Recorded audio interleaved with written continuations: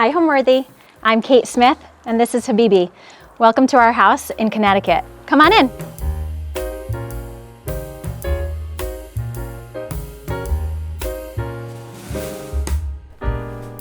Hey Homeworthy, I'm Sally and welcome to my home in Charleston, South Carolina.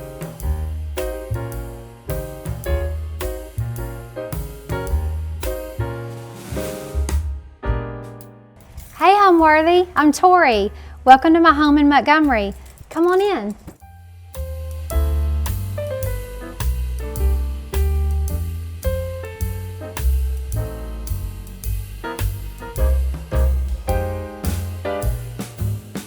You're watching Homeworthy, where we believe every home has a story.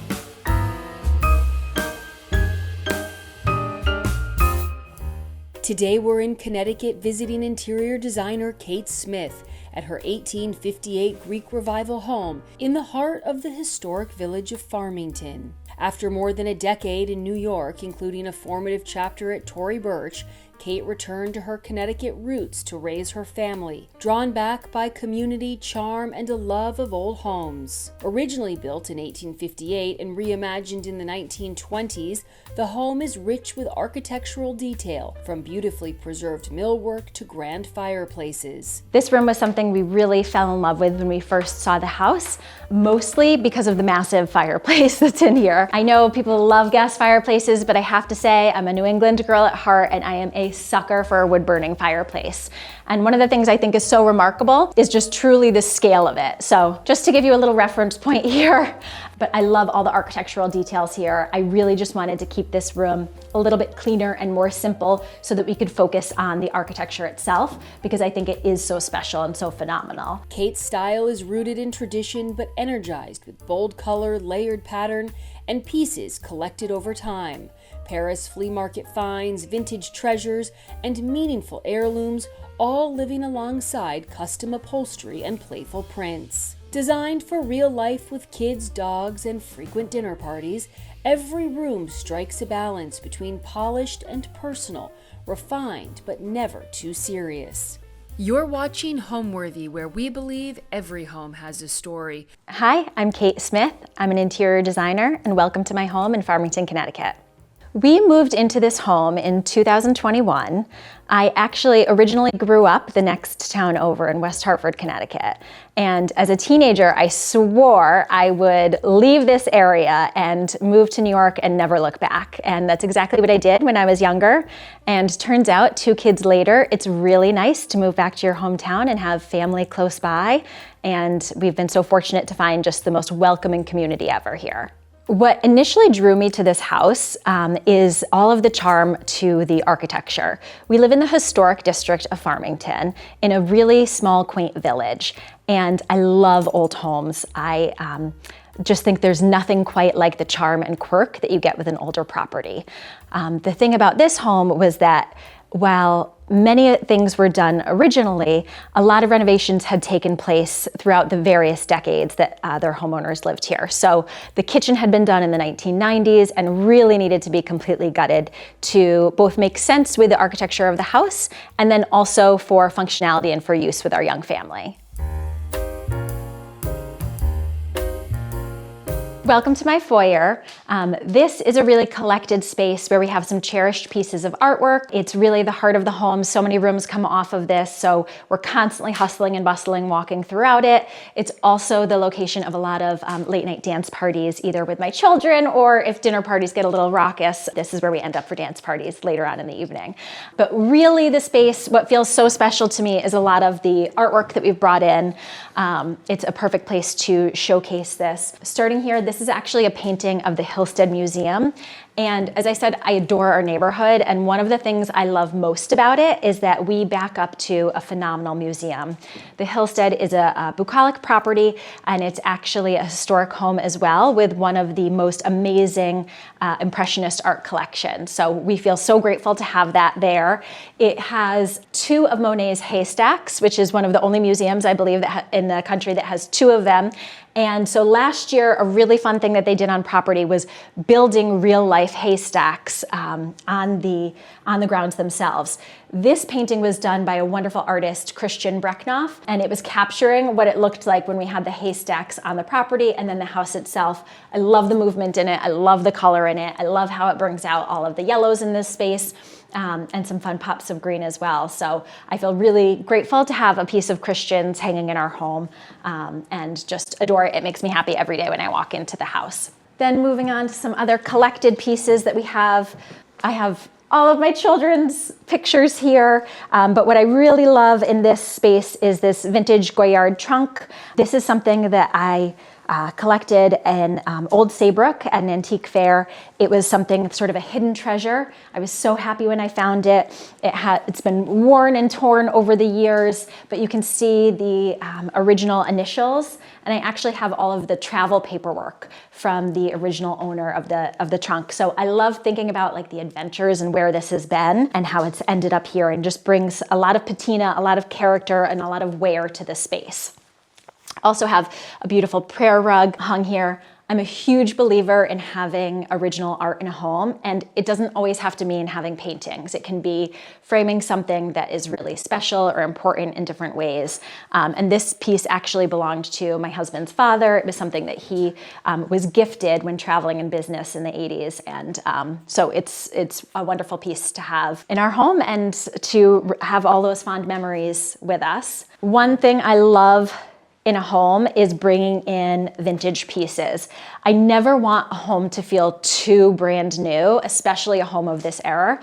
So I love this vintage rug. I think it really sets the tone for the colors for the space. I love how it's really worn. Again, I don't feel bad having shoes stomping all over it dancing. I think it just adds a lot of charm and character and interest to the space. This picture right here has actually followed me from every apartment and home that I have ever lived in. It is a picture of me and my husband at prom. So it is, oh my goodness, I should be embarrassed to admit this now, over about 25 years old. But it's followed us to every home that we've lived in. And again, I just love the pop of color here in this John Robshaw frame.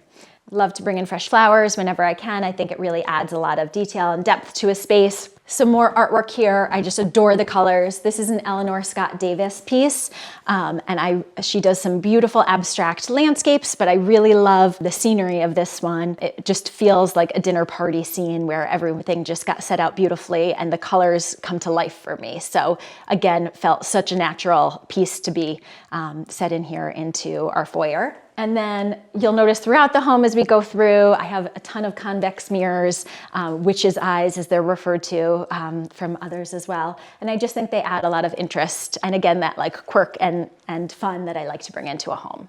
And now let's head into the living room.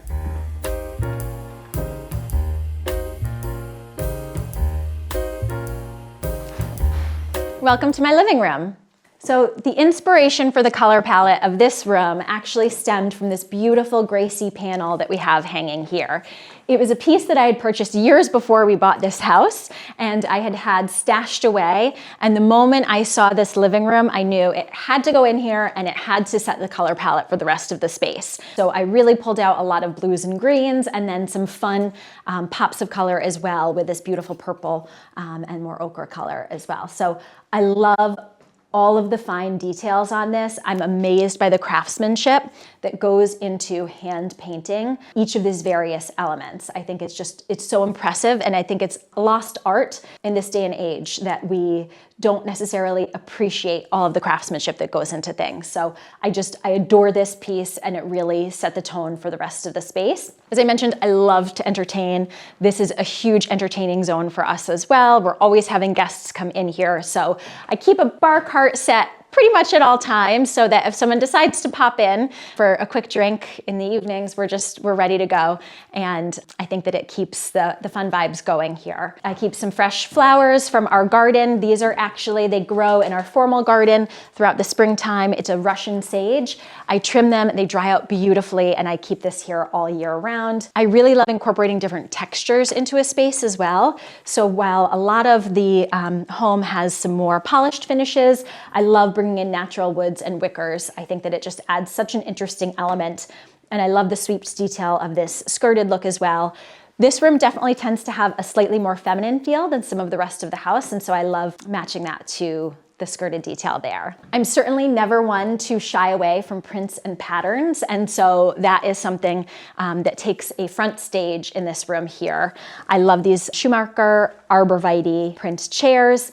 They're so cozy and comfortable. This is actually where I usually have my morning coffee each day. I'll come in here, it's quiet, kids aren't in here yet, and I just sit here with my coffee. My dog will usually climb on my lap, and I'll get to catch my breath before the day starts. And so it's lovely lighting here in the morning, and I really enjoy cozying up. One of the things, as much as I love to bring in different pieces for my travels, I also really love to work with local brands and local companies as well. And Oomph Home is a Connecticut-based brand that I like to work with quite frequently. I love the lacquer detail. I think nothing beats having true shine. So both my coffee table and my side table there are from Oomph. The team is wonderful to work with. They're so great. And I think that it adds just a perfect hint of color in a space whenever you're needing a little extra pop. I always keep some collected items on my coffee table as well, some of my favorite art books, some favorite design books, and then pieces from my travels. So these are some beautiful bone inlay boxes from Lebanon. It was from a trip to Beirut with my family. We went with my extended family. It was such a phenomenal time to be together with them. So I like to keep things around that remind me of my travels, that excite me and make me feel happy when I get to look at them each and every day. I really wanted to set up a conversational seating plan in here so that guests always feel really welcome and that it's open to sitting down, talking with one another, spending time with one another. Our sofa is from Society Social. I just love the window box detail on the back there. We've had it for years and it has held up so well with kids and dogs and all of that. And then I really love mixing together different prints as well. So mixing together block prints and ECAT all together. And as I said before, I like to have fun with design and not take myself too seriously. So a famous Taylor Swift quote here, and also very apropos for a house with dogs and kids. Of course, the irony being I also like nice things. So therein lies the challenge. Over here, another piece of artwork that I really adore in our space is this painting that we have above the fireplace. This was a piece that we found in Paris at Les Puces, the flea market there. And I just instantly fell in love with the colors, particularly this like chartreusey color that's going on over here. I think it's just such an interesting shade. I love the crackle detail to it. It's clearly been aged. I'm not sure who it's by, but I just fell in love with it. We bought it. We had not planned to ship anything home at that time. My husband, thankfully, is a wonderful sport and knows how to put up with my shenanigans. And he carried it through the streets of Paris for me as we found a shipper. So he gets extra bonus points for that.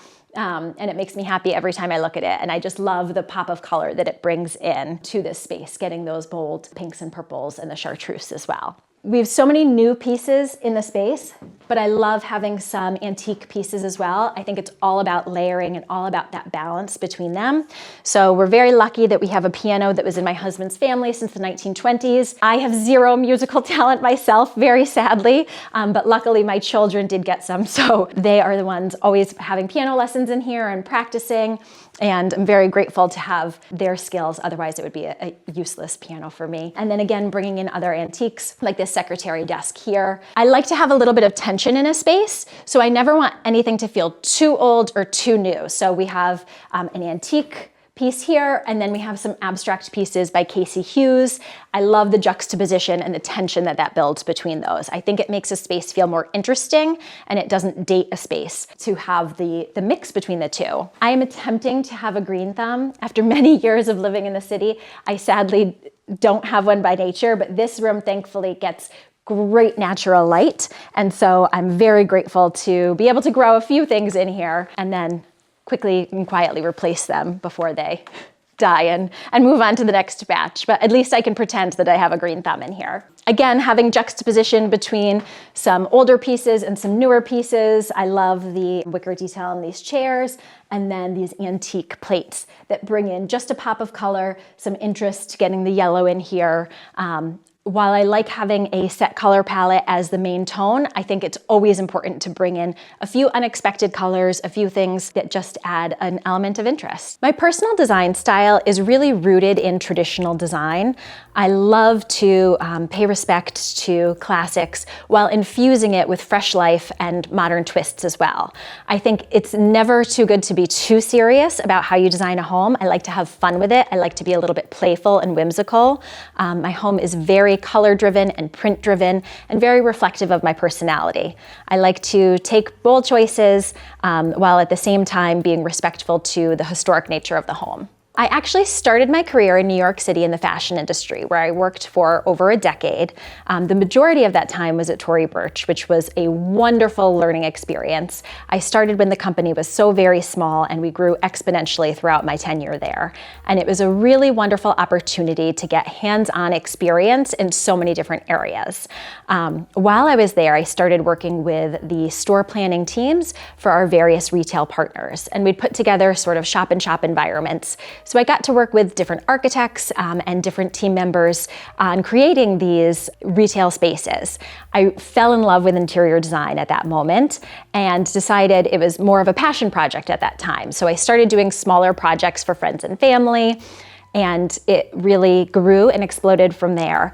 And so I founded my own business, Kate Smith Interiors, 10 years ago, and have been growing and thriving ever since. On our way into the TV room, I'll show you two different spaces. So one thing that I think is really important in a home is to think about transitions, how one space flows into the next, and to also really be mindful of small spaces, because I think small spaces can sometimes have the biggest impact in a home. And I think they often get overlooked as well. So in the small vestibule here, we just added this marbleized paper. I love how it has sort of the feel of an Italian book, a book jacket. And I think that it really flows nicely going from the vestibule space into the TV room itself. And then we have our small powder room down here as well, which I think really feels like the inside of a Lauderay macaroon. I just love the colors of it. I love this robin's egg blue. Another favorite piece of mine from Les Pousses in Paris is this beautiful floral pot. It's actually made by a brand in the Netherlands called Depot or Depot, probably mispronouncing it, but I just love the handmade nature of it and the texture to it. And I think it's important to put special pieces in unexpected places. And while a powder room and a bathroom might not be the most glamorous space, I think that we can always work to make everyday utilitarian spaces feel more special and feel more interesting. So I love the idea of bringing in special pieces there, as well as some original artwork, because every room in the house deserves artwork, even the bathroom. But heading out here, a room that we use probably the most of any others is our TV room. I guess you could call it a den, but it's truly functional as a TV room. It is where my two kids and I and my husband and our dog just cuddle up and watch shows, hang out, spend time together, laugh, read, live our lives from day to day. So I really didn't want to focus on making this space too busy in any way. So we just focused on having one giant sectional that we could all curl up on together. And it works out really well. Everyone gets their own space and we can be cozy. As you've probably guessed by now, I love print, I love color. This is a quadrille wallpaper called the Persepolis print, and I have adored this paper for years and years and years. We had a version of this in our previous house. I had to bring it in here again. I was so sad to leave it. And so this really is the perfect place to ground it. As I said, artwork belongs in every space, and sometimes that means like a high-end artwork, and sometimes it means more fun and playful pieces as well. These were two pieces I picked up at a tag sale about 10 years ago. I just adore this camel. He's making the funniest expression ever. I love how it sort of feels like a menagerie in here with all of the different animals. We have our elephant stool as well, so I think it's just a really fun and playful way to bring in some interesting elements into a space with kids. And while the wallpaper in this room is sort of just two tones with the blue and white, I really wanted to bring in some additional color into the space as well. So really brought in some additional patterns. I love this Pierre Frey pattern here, getting in some of these different reds and blues and different tonality throughout the space. I think keeps it really interesting and keeps things from feeling too one-dimensional.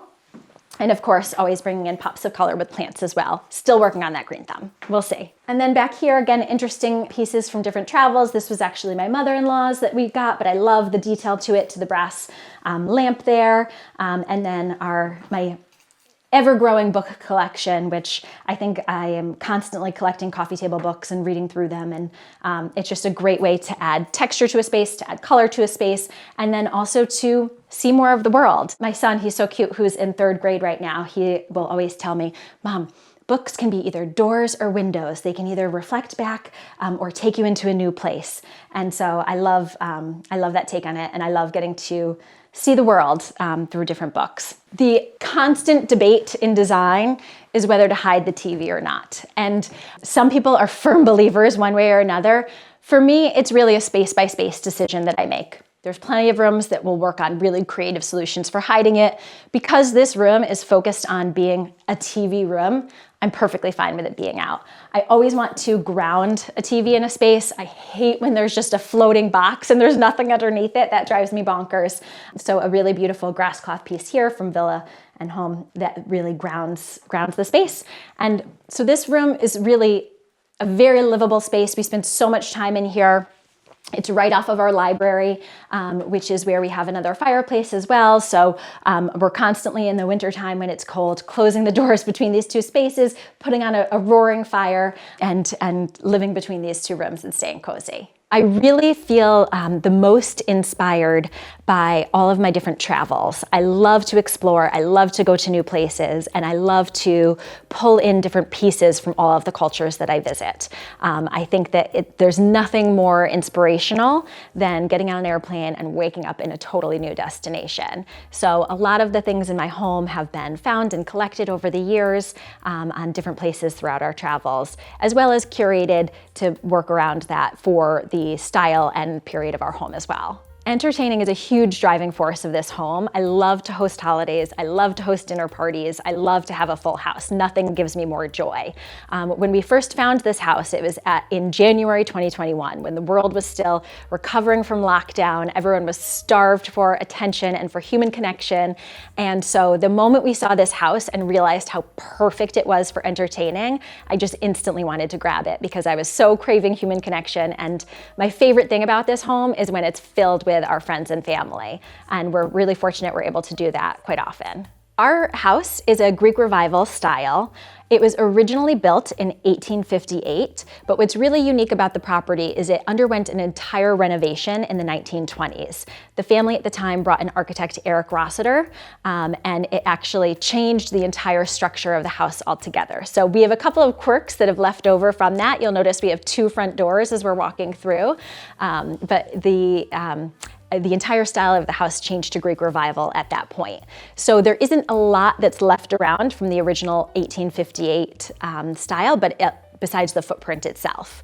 It is a more traditional style home just because of the period, but we really wanted to make it work for our family. I have 2 young kids, we have a dog. We really live in our house in every sense of the word possible. And so while the home itself has a bit of a formal feel to it, we wanted to make it extremely livable. Nothing is off limits. We have dogs and kids and friends and everyone running through each space at all times. And I really wanted to make it layered and livable for our whole family. And next, let's head on into the dining room.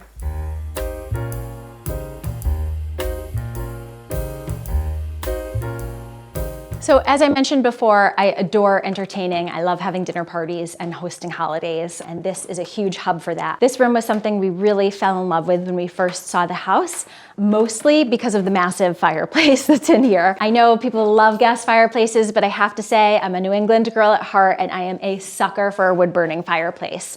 And one of the things I think is so remarkable is just truly the scale of it. So just to give you a little reference point here, it's just a magnificently spaced, our dog loves to just curl up by the fire and cozy up and get warm all winter long here because Connecticut winters are brutal. But I love all the architectural details here. I really just wanted to keep this room a little bit cleaner and more simple so that we could focus on the architecture itself, because I think it is so special and so phenomenal. I do have my ginger jar collection here. A lot of times with collected pieces, I love to keep them together and focus them into one space. I think it makes it feel so much more impactful and really makes a bold statement when you're in a space and you have everything all together at once. And it really draws your eye up to the beautiful arch and just to this phenomenal space here. So anytime it is below 60 degrees, I have this fire going basically.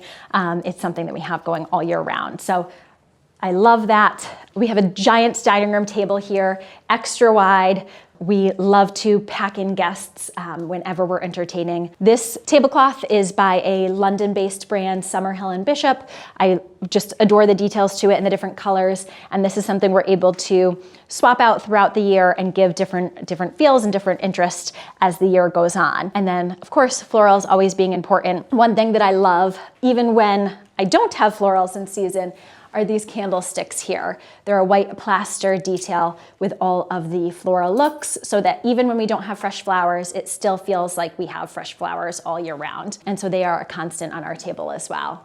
We have a mirror on this wall with some marbleized paper. This was actually sort of a homemade project that my daughter and I did together. So again, I think it's really fun to mix together highs and lows and have some interest with pieces that are sourced for a space and then putting a little bit of your own self into a home as well. We have double chandeliers above the dining room table. I love having the very open look of the glass here because we do have so much light in this room with the windows and doors on both sides. I didn't want anything to feel too heavy. When we first moved into the house, there were dark black fixtures everywhere and it just felt so very heavy. So I love having the lightness of that here as we can have the light flow between the two spaces. In the warmer months, we have this door open. We can entertain inside and out, which really gives us some nice flow. So yeah, this is our dining room. Right off the dining room is the kitchen.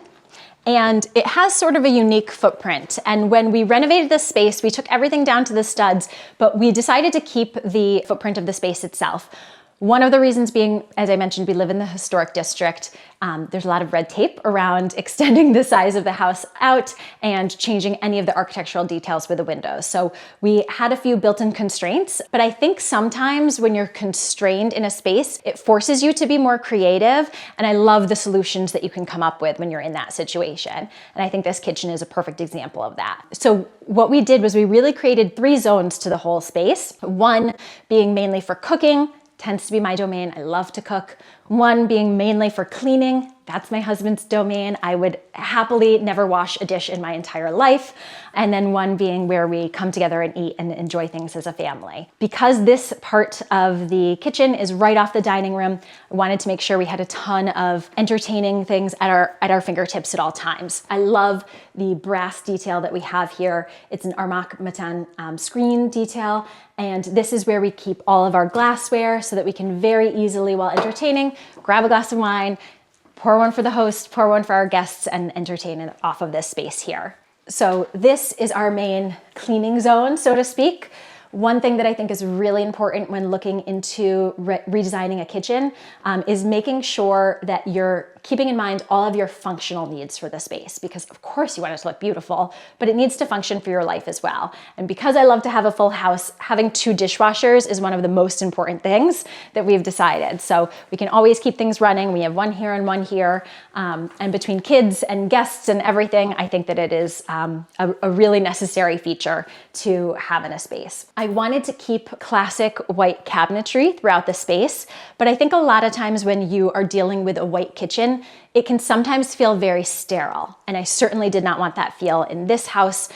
It just didn't work with the rest of the home. So I wanted to bring in a lot of warm tones as well. So we decided to do a very interesting patterned floor, a harlequin pattern, which really, it seems appropriate to the age of the house. If you look back on period homes from 100 years ago, you will see similar details on the floors there. And so I think it was a really natural fit to make this space feel more in line with the age of the rest of the home. I also wanted to add in warmth with different materials that we used.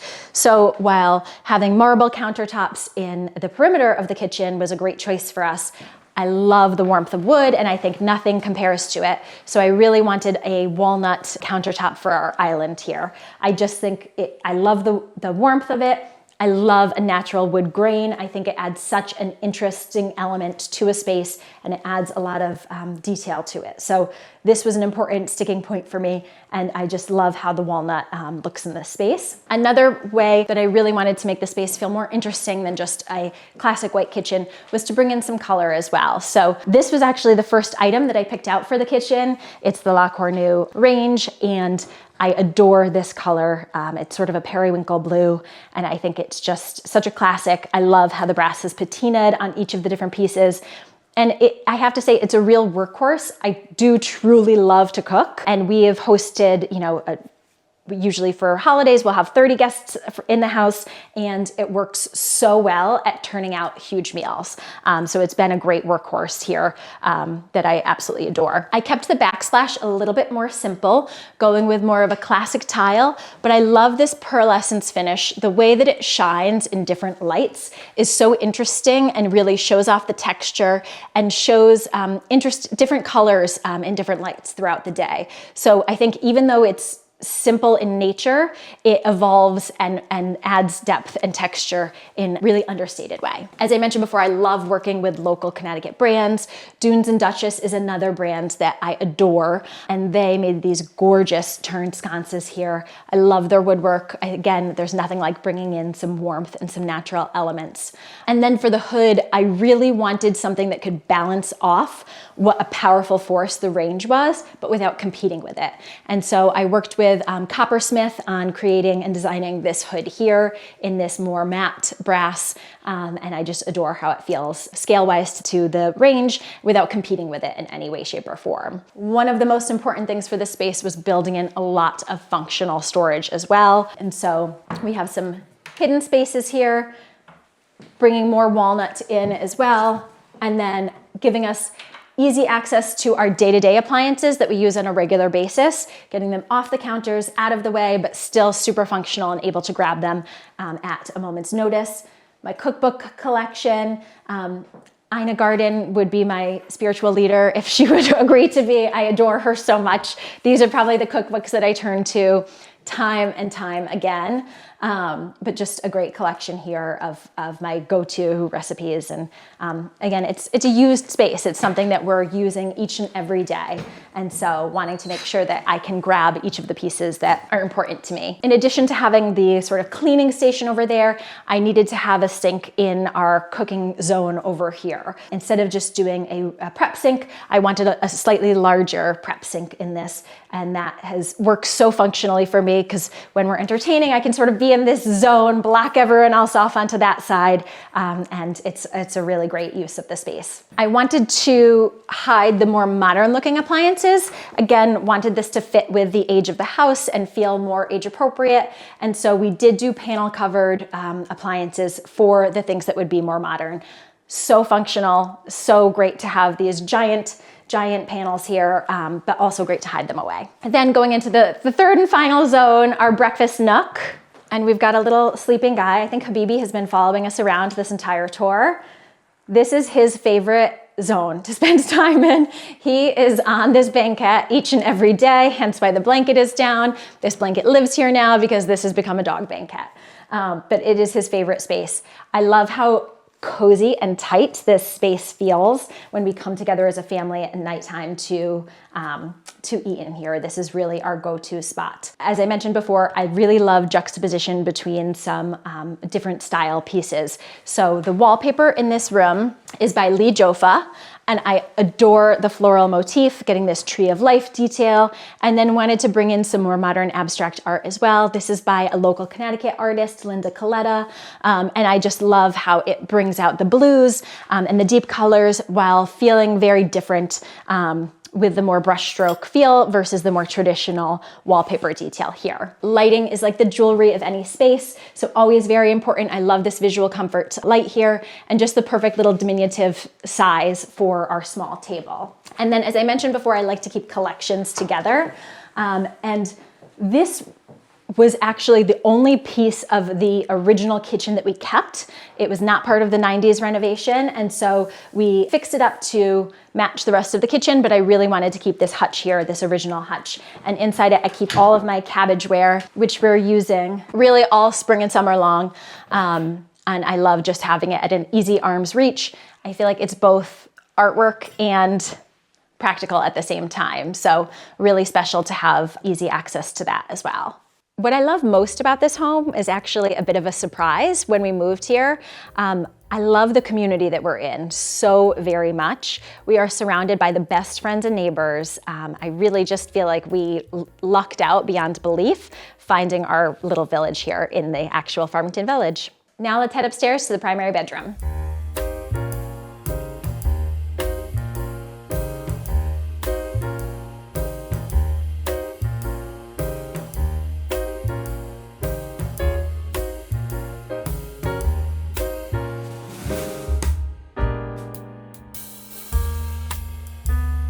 So welcome to our primary bedroom.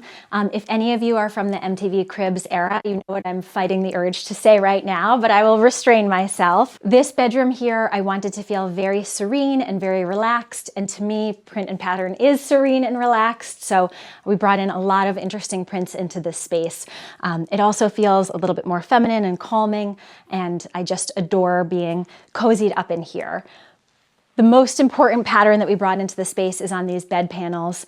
I didn't want to overdo it with the fabric width. I wanted to keep them a little bit cleaner and airier so you're not fully locked into the space, but I adore this fabric. It was actually something that I found at the Arezzo Antique Fair. There was just a bolt of fabric sitting on the ground. I peeked into this little piece of it and all of a sudden pounced on it. I was so excited. I just adore the colors in here, and it is a discontinued pattern from decades ago, so I was happy to grab every last piece of it that I could from the vendor, and this was really the jumping off point for the colors in this space. I love this like ochre color that's mixed in here, and I love these soft blues and purples as well, and as well as the deeper greens. So every print and pattern in this room really pulls from this as our hero. Nightstand, I always have some interesting botanical pieces. We have lots of them throughout the house. Again, artwork doesn't have to be all, it can be a mix of high-low, and I like to register that in different spaces as well. And then an original painting that we have here of these beautiful florals, again, just really tied back to the colors that we have in this space. I like to have a little sitting area, sit with a cup of coffee, read a book, relax. It just feels very serene to be able to sit in here as well. We have a lot of traditional elements in this space, but I wanted to ground it with this Annie Selke rug in a more neutral colorway, just to keep it from feeling too overly formal. And I didn't want to date this space in any way, shape, or form. So although we have the 4-poster bed, a little bit more traditional, bringing it into a more relaxed detail with a jute rug here and getting, again, that tension between the two, which I think keeps design interesting. This was actually a vintage piece that I had found. It was originally in a really dated brown wood, and I had this painted out in this beautiful blue color. Love how it sort of pops against the lighter blue of the back here. And it also ties into our window treatments. This is a Sister Parish fabric. I did a relaxed Roman on top and then these really functional woven shades underneath. Woven shades are something I have really throughout the house. I think it's such a functional piece, and then you can really layer upon it with additional fabrics and colors and prints from there. Again, I think seating is important in a bedroom, so in addition to that little seating area over here, we have this sweet little diminutive settee, and I just love sort of this image here going from the settee into the bed and feeling like you can be a cozy window box into the bed there. I am a sucker for a cup of coffee in bed in the morning, and that is my favorite luxury in the world, is to just get to sit with that. So this is the space that I relax and I'm able to do that. Once again, trying to mix together some antique pieces and then some modern pieces as well. So this was a family heirloom of my husband's that we brought into the space and then juxtaposed with this beautiful abstract art by, again, Connecticut local artist Linda Coletta. I love the colors in this. I love the feeling it gives me when I look at it. I think art should give you a feeling. If you're not feeling anything when you're looking at the art you have, it's not right. You want things that are original and messy and interesting and make you feel things. So I adore this. The painting that we have above the secretary here is a sketch actually that we had bought again in Paris at Les Pouces. It is a reclining nude.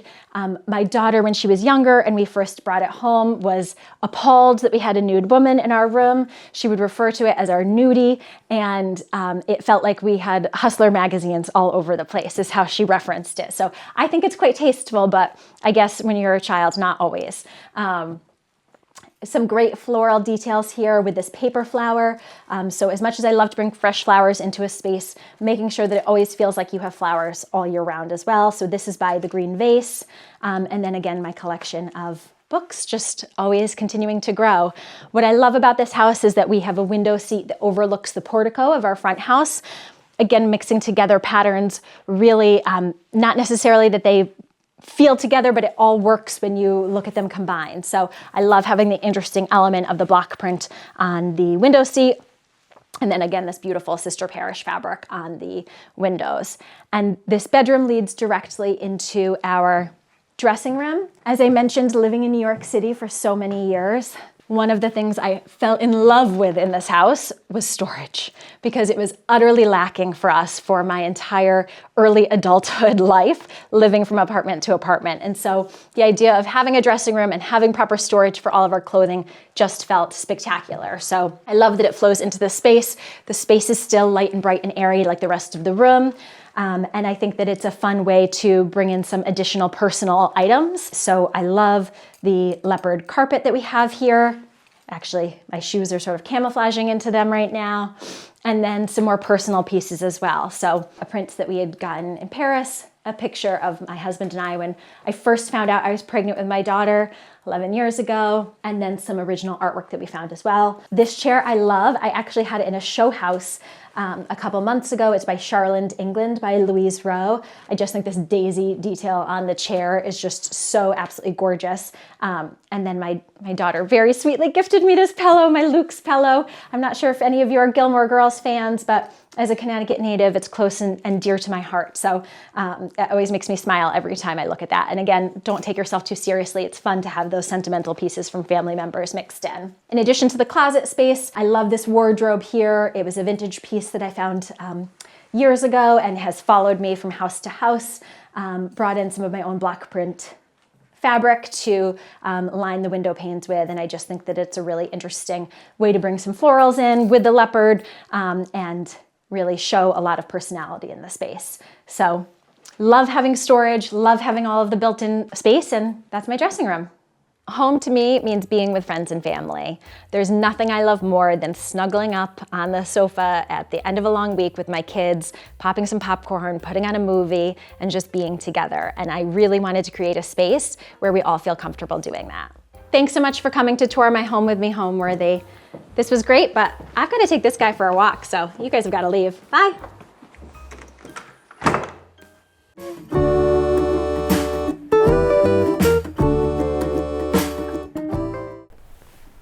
Hey Homeworthy, I'm Sally and welcome to my home in Charleston, South Carolina.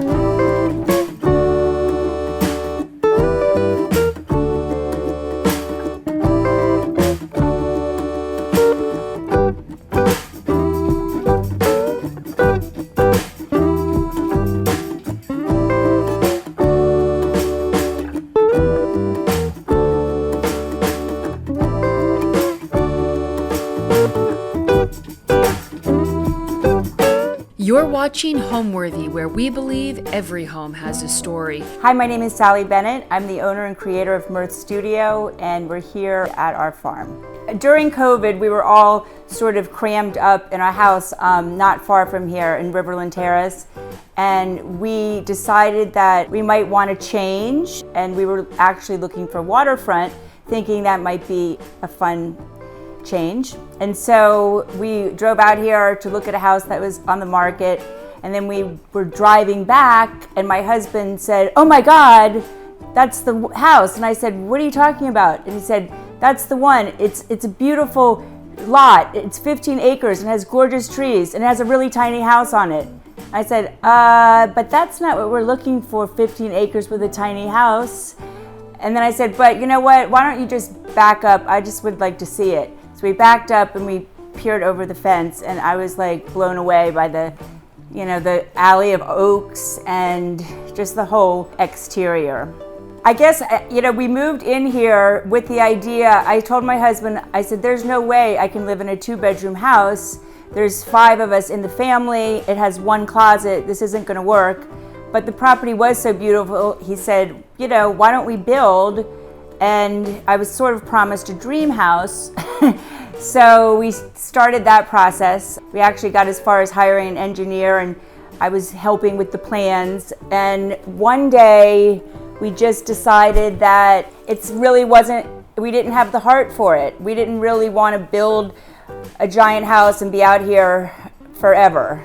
So we scrapped that plan and we started the renovation.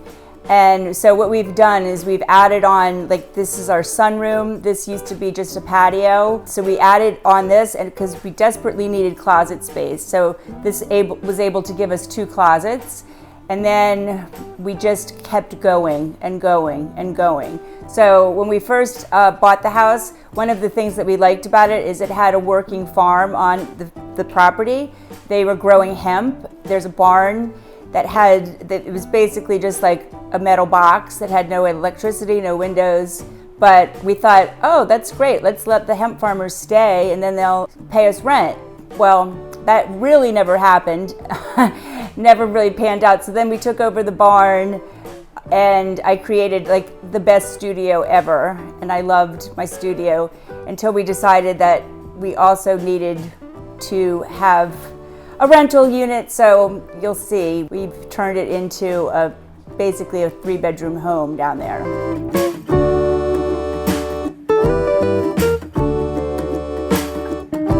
Here we are in our sunroom. This room did not exist when we bought the house.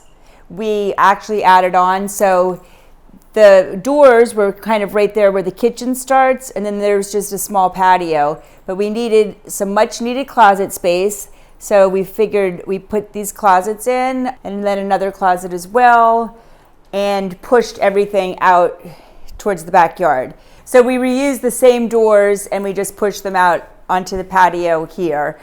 Everything in here is pretty much something that I've made from my company. We made the wallpaper. This is a lattice wallpaper. I really wanted it to feel like a garden room, a sunroom. It's very traditional sunroom. We do a lot of sunrooms with our business because the flooring is very playful and people don't necessarily want it all through their house, but if they have a sunroom or a laundry room or a kitchen that they want to use something more whimsical, this is a good choice. So I definitely wanted our Mirth Studio flooring in this room. I didn't know it at the time when we started designing, but that I was going to get into the rug business too. So I also designed this rug. This is one of our new printed wool, and we're one of the only people in the US printing on wool, and so that's pretty exciting. A lot of the furniture in here is thrifted. The sofa and the coffee table are thrifted. I don't remember where they're thrifted from, but I remember I saw them and I had to have them.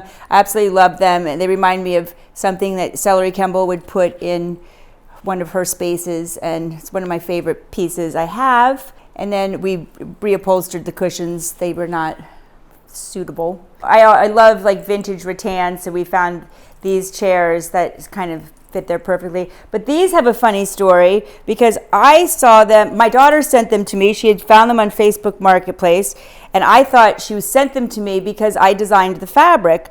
But she said, no, I just like them. So it turns out that back in the 90s, maybe even, early 90s, when I was working for Mimi Russell, I designed this fabric. And then it was printed and sold, and I moved on with my life.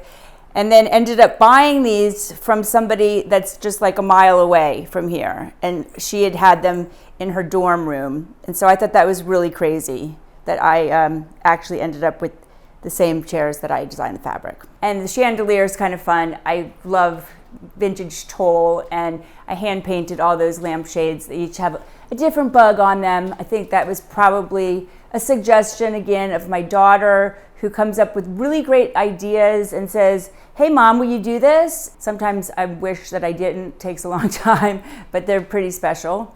These doors are kind of fun because they're actually like pretty cheapies from Home Depot, but I liked that they had this glass. I was kind of trying to create the idea that there might be something beyond this room, but then they were a little bit boring. So then I hand painted all of these designs, which was actually a little trick, pretty easy to do. If you find botanical art, you can kind of stick it behind there and then it kind of use it as your tracing. So it was easy. This little table we found, again, thrifted, and then I hand painted it. My daughter and I had spent some time in India, and I just was really blown away with all the beautiful painting that you see, and I just kind of have brought that into my work.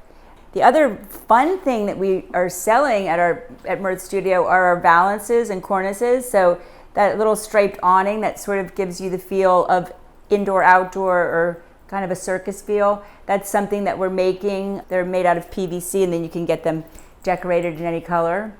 And I kind of took a chance with my border in this room. I wanted to see some kind of a border, and I kind of may have gone too far with it or not. I don't know. I definitely like, trimming out the room and just giving it its own personality. This painting, I love this. This was my Mother's Day present this year, and I love it because it reminds me of our farm, and I can see like my husband there by the gates surveying the trees. But it's by a Czechoslovakian artist, and it was at the estate sale of my daughter's neighbor and very good friend who sadly passed this year. And we went to his estate sale and pretty much bought everything that he had. So our house kind of looks like his house now. When you enter the house, one of my favorite parts of this whole house is my custom-made gate that Carlos is my savior. He does everything for me here and makes all my dreams come true. And he told me one day that he knew how to weld. And I said, oh my gosh, well, let's make a gate. So we made the most beautiful gate. And so and it opens and you're down the beautiful driveway. So, entering the house is pretty stunning. And then it's kind of like, oh, here we are at a 2-bedroom cottage that was, built in 1950. It's to me, it's like very charming, and it's very European. Like, I feel like I always kind of wanted to live in Europe, and I kind of feel like I created a European lifestyle out here on Johns Island. So I kind of try to keep the cottage comfy cozy. When you walk in, there's really no grand foyer. There's no real entrance because what was the entrance has now turned into my office because we were in such dire need of space that we closed it in, and so now that entrance is actually my office. So the UPS guy gets a little confused when he's like trying to find the front door, but that's okay. And then we decided that the best view in the house was where I'm staring right now, which is back towards the barn and towards the back of the property. It's kind of a long rectangular property. And then we put in a pool and a pool house. And so we pretty much have like everything we need like right here. And if you continue back towards the property, then you find the barn, and we have a greenhouse and a couple other hoop houses. And I just wish I had more time to be a gardener, but it just hasn't happened yet, but one day. And we did a lot of work on the garden. My daughter has been digging and digging for days. So it's, it's really pretty.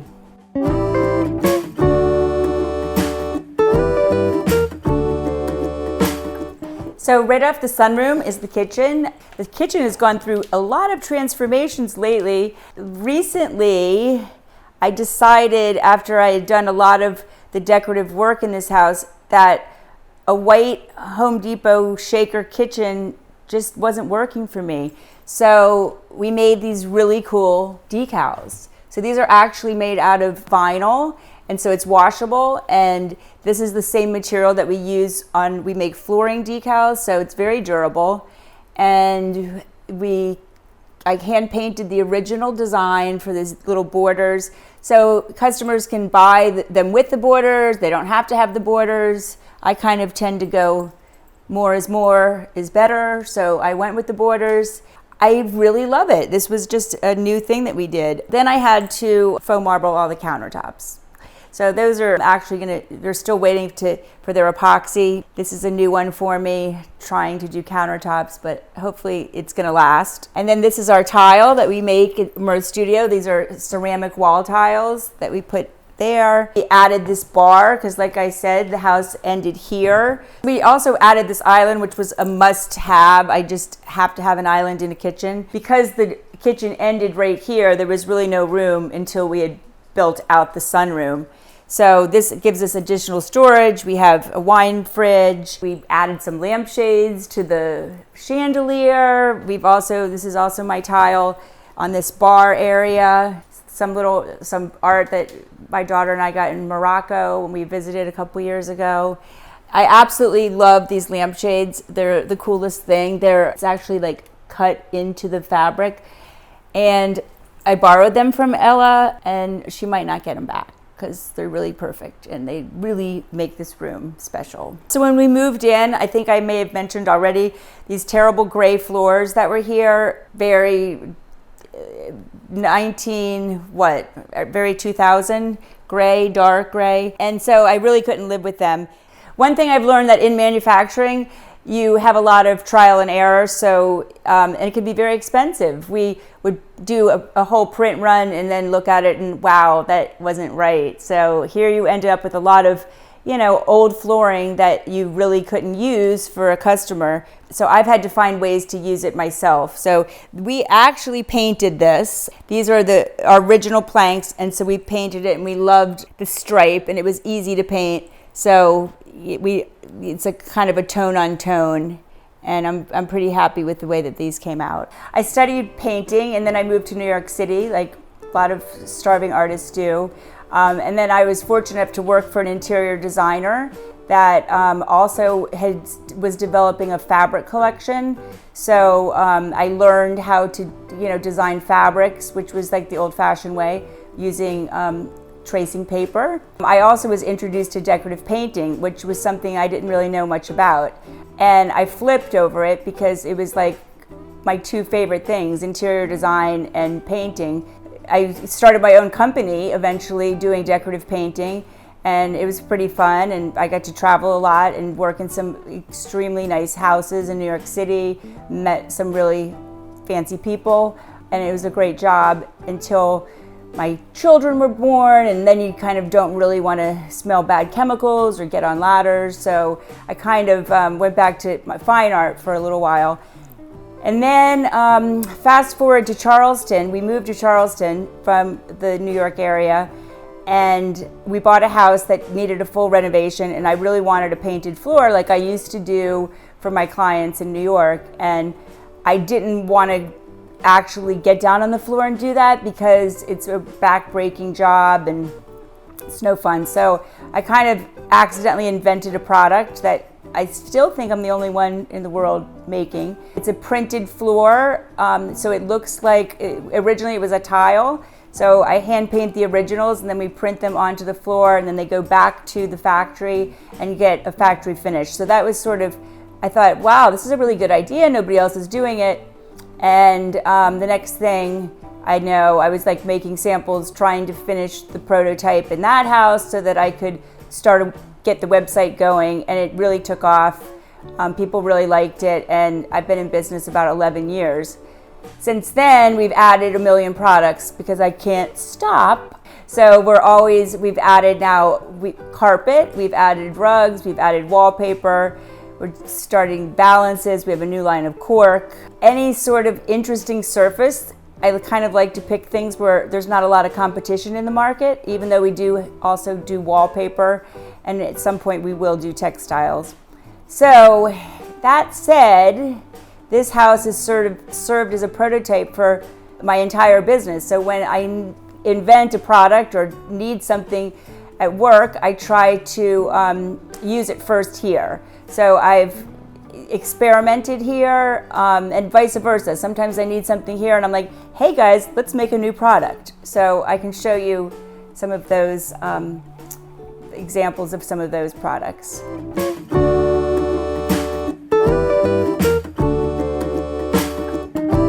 So off the kitchen is essentially an open floor plan where we have the living room, dining room combination. We have this bar. It's great for entertaining. Everyone loves an open floor plan. You can always socialize and still be in the heart of the house, which is always the kitchen. So I've always been inspired by the Bloomsbury Group. Since my very first job in New York, I was introduced to them, a group of artists, writers, intellectuals that painted and worked together the turn of the century in England. This past summer, I finally got to go to the house that's coincidentally called Charleston in Sussex, England, and I was blown away. It's like everything in the house is painted. It's so inspiring. They make the carpeting they've made the pottery, painted every surface. So I was like, oh my God, one of the famous pieces that was done by Vanessa Bell was this dining table, and I said, I want a round dining room table that's painted. So here it is. I found this vintage and repainted it, and I'm really excited about having it. I don't even think we've had a meal on it yet, but we will. The other thing that really inspired me about the Bloomsbury Group, they I guess the old saying goes, they lived in squares, they painted in circles, and they loved in triangles. So take that however you want. They did do a lot of circles, and this is kind of a famous Bloomsbury motif with these circles, and I wanted to incorporate that here. So these are actually wood beams that have a wood trim on them that we actually sell. They can be used on the walls or they can be used as a trim. I hand painted the original, and then they get printed, and they actually have a peel and stick backing, so they just stick right up. So it's really easy. I think we installed them in like in a couple hours, we transformed the whole house. So I love that. And I just couldn't stop with the trims. I was like, oh my gosh, I bet if we cut them in half, we can make smaller trims. One of the things about manufacturing, you have to use what they have. So they only come in 5-inch or 2.5-inch. But I started trimming around the doors, and that wasn't enough. So I went around the windows. I don't even know if I'm finished yet. I went around the fireplace. But again, it's such a fun way to add hand painting detail to areas that are usually just kind of boring, and you don't have to slave away and do it yourself, or like repetitive painting. It's like I do it one little section and it gets repeated. So you might be wondering about this guy. This is a crazy story, but when we were renovating a bar in the Lower East Side of New York City called Drinkland. We opened up the wall, and inside the wall was this perfect pastel drawing. It was, when I found it, it was completely perfect. It has gotten some wear and tear over a couple of moves in many, many years, but it's still in great condition, and I just think it's beautiful.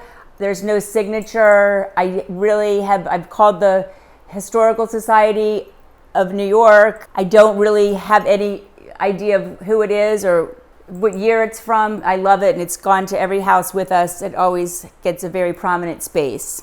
When I decorate, I kind of like to think of things as vignettes, like each little moment has its own personality. I like this little moment. It's kind of where we display like family photos. I love these prints. These are actually, they're not prints. These are hand-painted originals that we got in India and just framed those. I've been really into like circus life lately, and so I made this little skirted table with this little trim. I think you'll be seeing a lot more of that in my work lately or in the future. But yeah, and this mirror, this is probably one of my very first purchases. I think when I was in college, I found this with my mom and bought it, and it's again traveled everywhere with me, and I just love it. And it looked like that when I bought it, still does. Some other like thrifty items are my china cabinets that were not so spectacular. They were actually from IKEA, and I painted them up and added this sort of gold trim and stenciled the back, and I think they work. I love anything in a pair, and I needed a pair at the time, and these again have traveled with us and adapted to each space, but they kind of worked out perfect in here because we kind of went all in on the pink. I love this piece, this credenza. This is from an antique shop in Charleston. I think I just like fell in love with it, and I was like, I really need it. These are from my new friend who has a company called Varnish, and she's making all this beautiful rattan. So they're selling these lamps and this cool basket. The painting is by Thibaut Thiercelin, and he's a French artist who's married to one of my very best friends, Lisa Salamandra, who is also a French artist.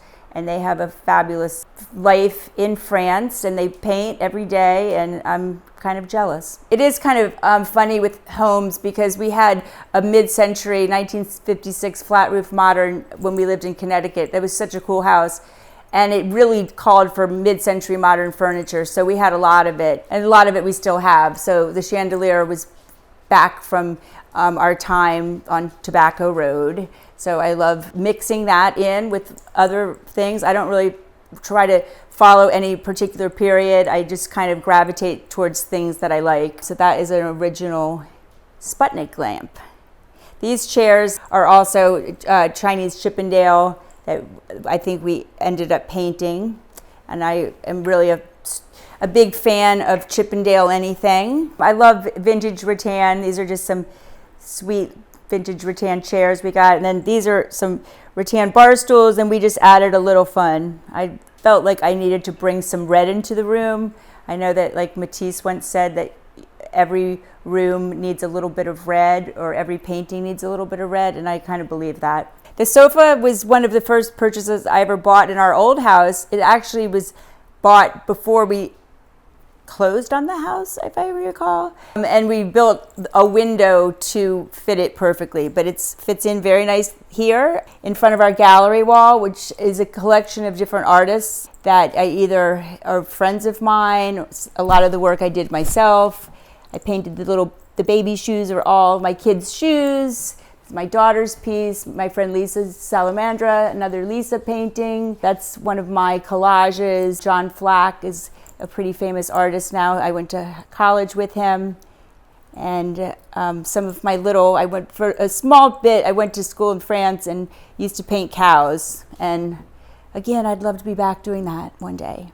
The fireplace was just like a boring, I think it was like white painted brick with a mantle and a big TV over it. And so we actually still do have the TV. It's hidden behind this Japanese screen, which is a brilliant idea that I think we found on Pinterest.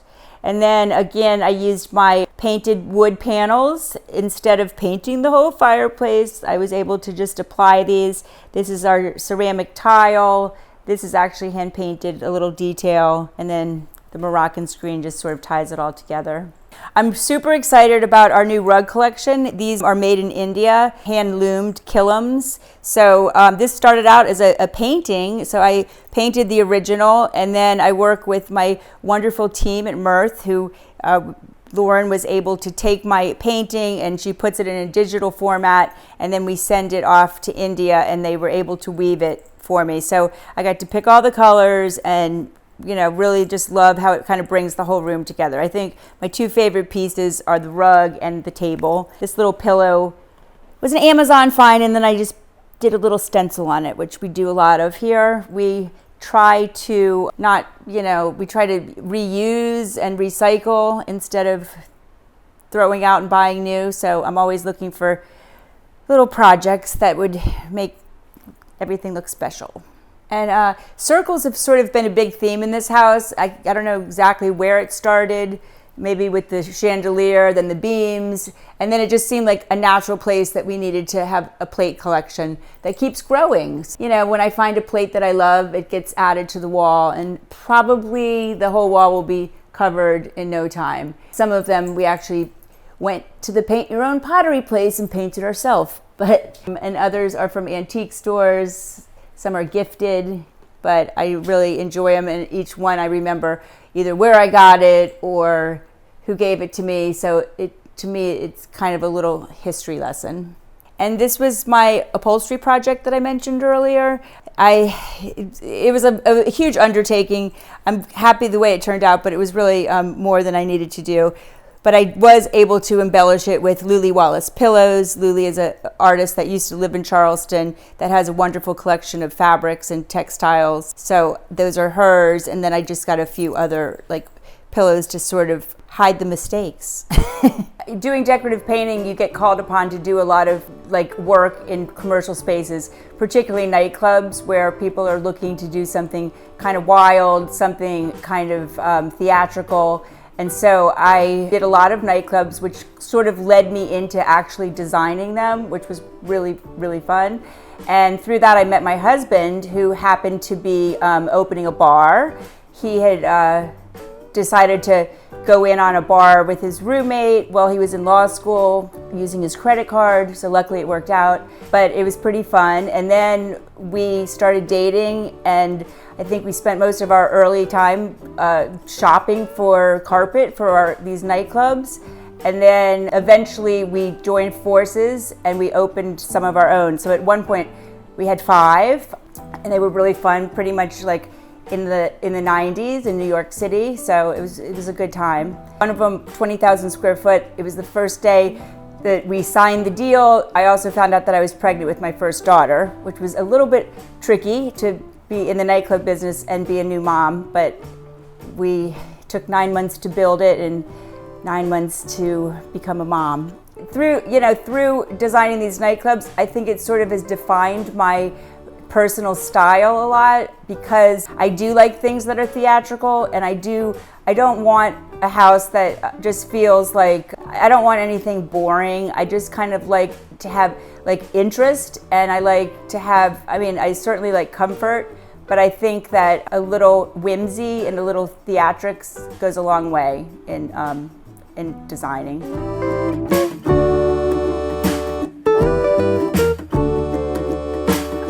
Here we are in our multi-purpose space. It sometimes is used as our office, and sometimes we use it as our entry foyer if we're having a party or something. As you can probably guess, I made the wallpaper and the flooring.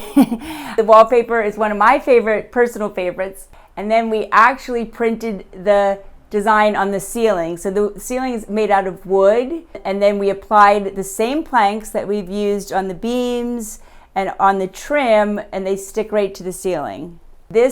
I bought this for my husband for Father's Day several years ago. It's a Chinese banquet painting. They would paint pictures of the family if they had like a wedding or some sort of event. And these are cool because this is one of the original fabrics that I worked on straight out of art school. So that was one of the original Mimi Russell fabrics I worked on, and I was able to find a few scraps, so I love this one.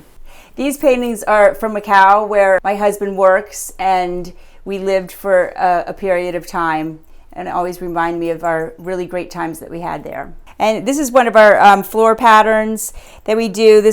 I did a custom color to work with the rest of the room, and again, our custom carpet.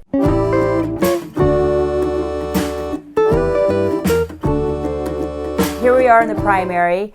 This room, I just kind of wanted to feel very, I guess, kind of formal, kind of like a sanctuary, somewhere I could just go.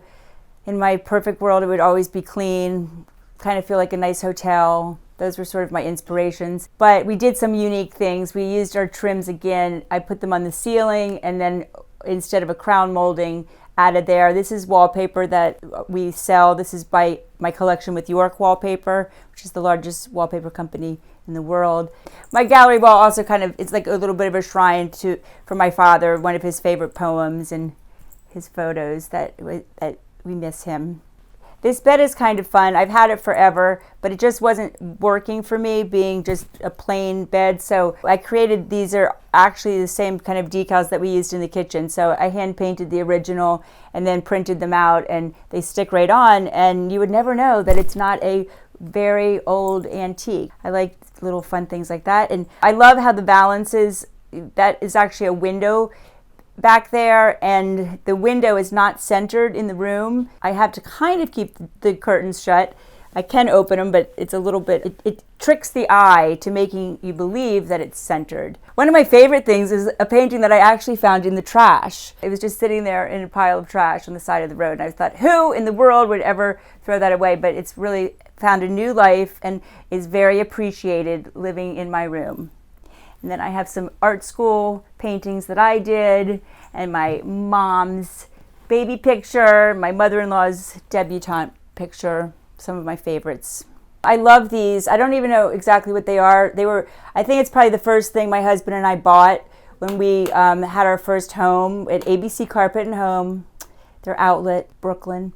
But I love these. I think they may have been like for a file cabinet, but they work great for drawers. I found this cool painting on Facebook Marketplace, which was a big score. And also this table was it was blue and did not work, but a little bit of faux painting. I faux tortoiseshelled it, and that works perfectly. So I love this whole little vignette, and I sit in my bed and I can kind of look at how pretty it is.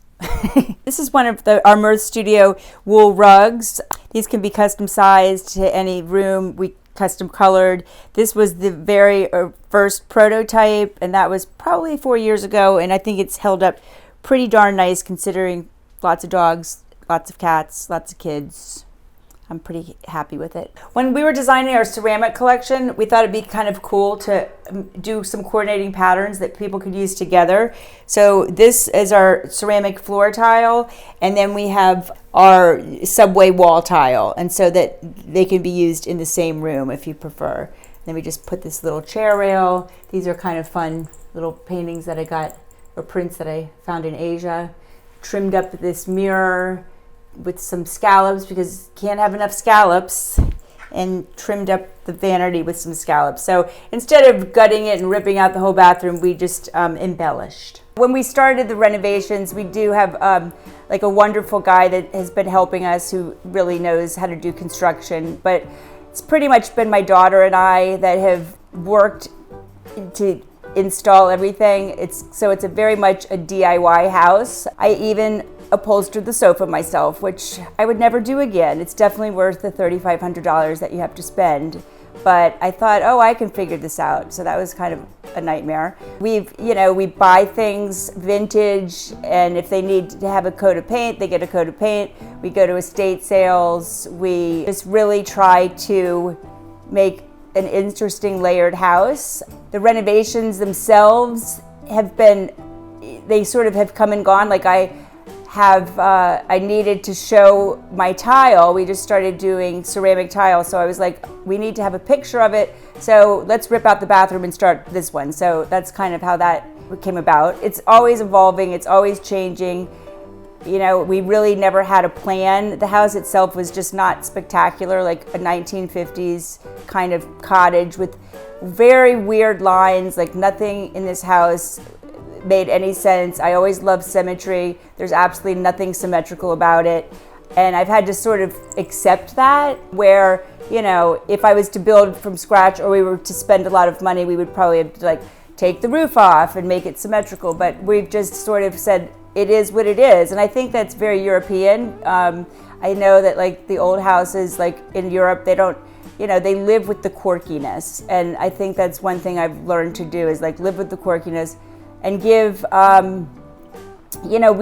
we do have functional issues. We have very little closet space, so we do have to sort of adapt, but we do the best that we can. Now we're going to go ahead and I'll show you my son's room, and on the way, take note of this little hallway that we did.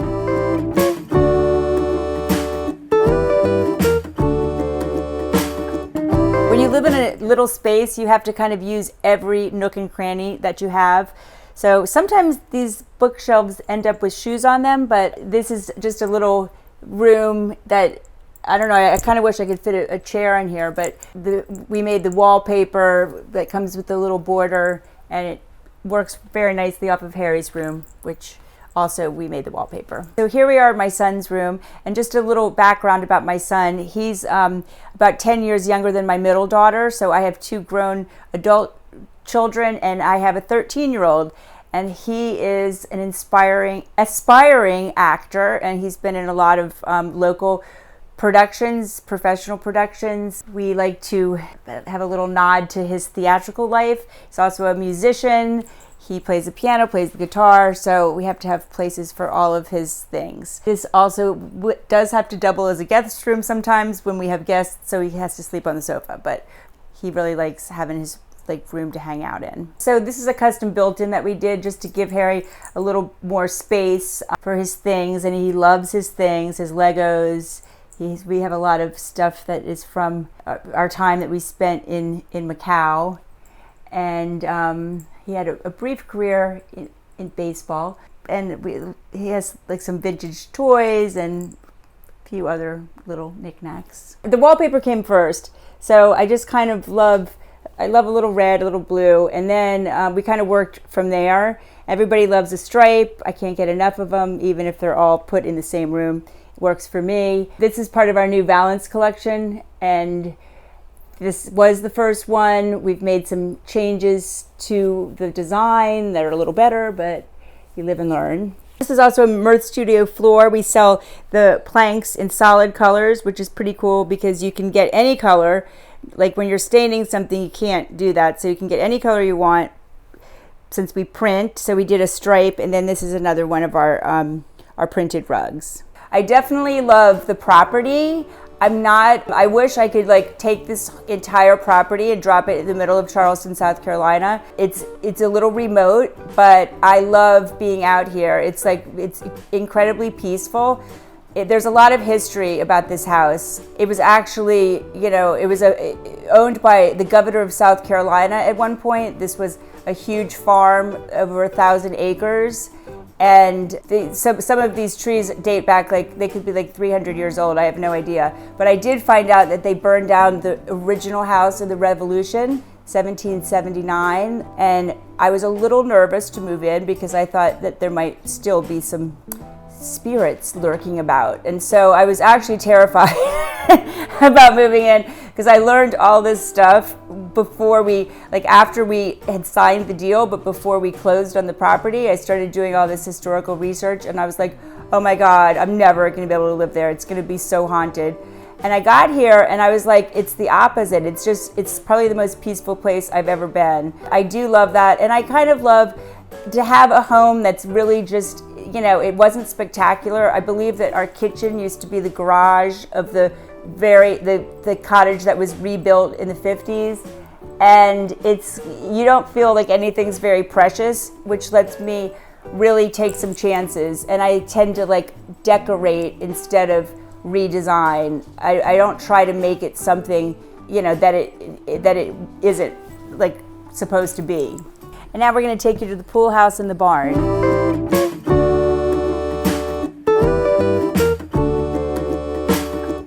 We created this little pool cabana. This is probably my favorite part of the whole house because in South Carolina, it rains a lot. Our last pool we had, we always had soggy, wet furniture, and it drove me crazy. So we have a nice covering for our furniture, so it's always ready. If you want to come out and chill by the pool, have a little lunch.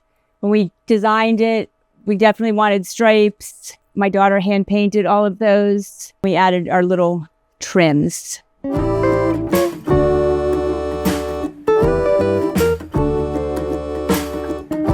Welcome to the barn, which doubles as a guest house, which is great when you live in a 2-bedroom house and you love having company. Here we have 3 bedrooms, kitchen, living area, there's a gym, there is my studio.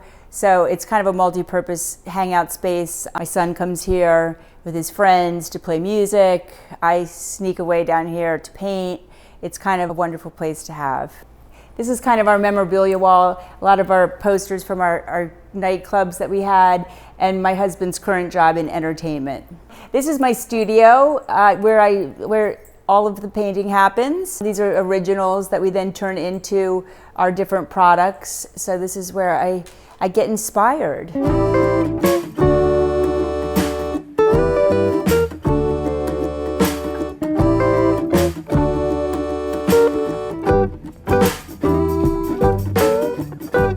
For me, it really makes a house a home by having, it's kind of my workshop. I've said before, it serves as a prototype for everything I do. There's always a project going on, and I think that makes me feel very much at home. I grew up in a house that had a sewing machine on the dining room table pretty much every day except for Sunday. I kind of like projects, and so I feel like, my home is a reflection of like who I am as a creative person and an artist and a person that likes to do projects. But of course, I like having all my animals. I guess we have 4 cats. We don't go out and find them, but if they show up, we keep them. We have 3 dogs and maybe adding more. And I love when my children are around. My happiest days are when my entire family is here at the same time, which doesn't really happen that often, but hopefully it'll happen more that that we finish the renovation.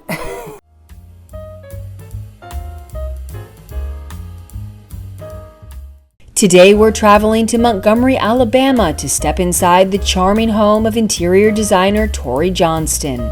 Bathed in natural light and layered with heirlooms, textiles, and pieces passed down through generations, Tori's home radiates southern warmth. Every room feels intentionally lived in, designed for gathering, lingering, and making memories with the people she loves most. We have a little club, we call it, or we call Tile Tuesdays. We play Mahjong every Tuesday. We change around. We change the sets around. I love my set because it's pale and pastel, has pink, blues, and greens, which are my favorite. So we've had many a good Mahjong game here. A devoted collector of antiques, patterns, and beautiful drapery, Tori brings that same imaginative spirit to even the smallest corners of her world, right down to the intricate dollhouse she lovingly crafted. So this is the dollhouse that I rebuilt and remodeled, and it's just full of all the things, pretty much anything I would do in a real house, I did in the dollhouse. You're watching Homeworthy, where we believe every home has a story. Hey Homeworthy, I'm Tori. Welcome to my home in Montgomery. Come on in.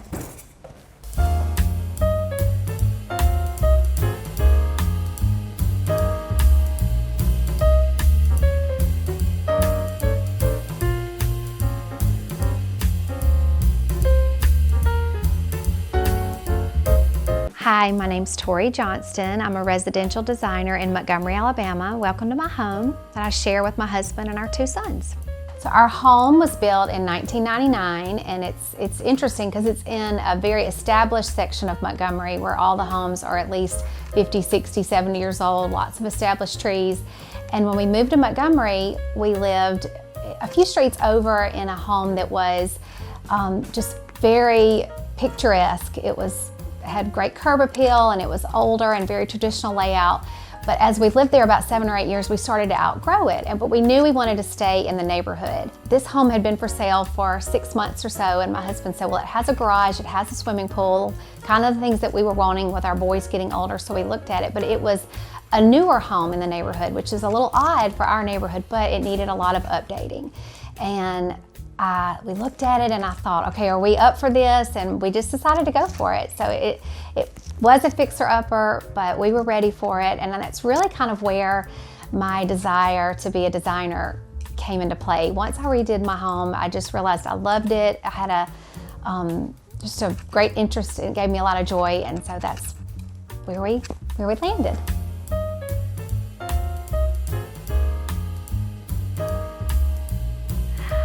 Welcome to the entryway of my home. As you can see, it is a 2-story kind of grand moment when you walk in, and we love it because it's just a great space for when we have company and parties. I love to have people in here. I'll bring cocktails out here and let people gather in this space full of light in the day, which is wonderful. Right here in the middle, I found this table at a local antique store, and it was such an afterthought. I think we lived here about 3 years where I did not have a table, and I was looking for just the right one, and I found it. I love to collect design books and coffee table books, and I just like to place them here. You'll see throughout my house, I have a lot of blue and white. I've been collecting it pretty much since right after college. And this changes. Like right now I had dried some limelight hydrangeas from my yard at the lake and brought them here, but throughout the year I'll change it, and sometimes I'll do fresh flowers, but just these were still looking pretty good, so they're here. So I love to use little stools to elevate, like in this case a vase, but if I'm entertaining I'll put the water dispenser on it just to create different heights. I love these little sheep. I don't really know much about them except that they're right here when you come in, and I think they're really cute. My piano is over here, and I play the piano, and I've played since I was in the 5th grade. I was already playing the violin when I started taking piano lessons, and I begged to take piano lessons, and my parents, they didn't think it was the best idea because I was already playing the violin, but I wanted to take, and I think that was really why I still play today, is because I always just love it. I practiced. Nobody had to tell me to practice. I loved it. And I play at church. I play for my family. I play just lots of little children's plays around town. And I love it in here. This piano has moved with me, let me think, maybe 7 or 8 houses. And it moves really easily. If you've never witnessed anybody moving a piano, I don't recommend it. Just let the professionals handle it, but it's moved with me, and it's found the perfect spot here. It's been in a lot of living rooms, but in this home we have the perfect spot for when you walk in. And I think it's beautiful just to display candles and flowers, and I always keep a lamp there on the sides. Going up the stairs, right now I have just some oil paintings that I have collected. I have some oil paintings up there of my boys when they were children. These paintings have been here for maybe a year, but I may change it out from time to time. The 2 on the side and the one in the middle I've picked up at antique stores, and then the one below was a gift from my parents, art collectors, and they just gave me that. I don't know much about the artist, but I do think it's beautiful with the sun, the sky, and I love cows. You'll notice a lot of my art has landscapes and cows. That's really my favorite art, and I do branch out with other art, but you will see a lot of landscapes with cows. When we moved in, I needed a small piece, but I needed it to be a little bit taller and narrow. And when I walked into Scott Antique Market, it was the very first piece I saw on a particular visit, and I think it's great, and it fits really well in this space. This little lamp I purchased right after college. I think I bought it at a little home decor store in Birmingham. And a lot of things that I purchased right after college, when you're kind of young and you're figuring out like what your style is, we've usually probably passed those on to someone, but he stayed with me. I just think he's really sweet. These 2 watercolors came from an estate sale here in Montgomery. It was a lady, she had a cottage in Cloverdale, which is a historical area of town, and everything in her home was absolutely beautiful. And there was nothing really in there that I had to have, but when I left, I said, I've got to buy something from this estate sale because everything was so collected, and she had the most impeccable taste. So I purchased these and just placed them right there over this oak barley twist little desk. So when you come in, you can see the staircase. It's original to the house, which again, you know, the home was built in the 90s. Because this space is so open and there's hardwood floors and tall ceilings, I wanted to soften the space with a stair runner. And I love using wool, tight woven on stairs. This one is from Stanton, and it can just handle the traffic of children and dogs and shoes, and it's held up very well and it cleans very well. So it has a small scale print. Because it is an open space, it blends well with all of the other patterns that are going on in the house.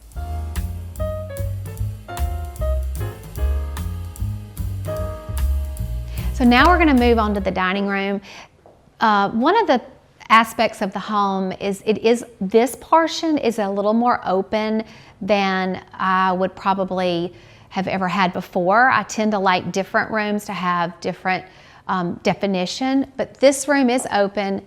There are support beams, so they do need to be here. And I thought about walling this in, but after we lived here a while, I told you I like to live in a space and kind of see what works. And I actually do love it being open because this is such a great space for entertaining and having guests like arrive and gather. But in here, one of the first things you notice is my wallpaper.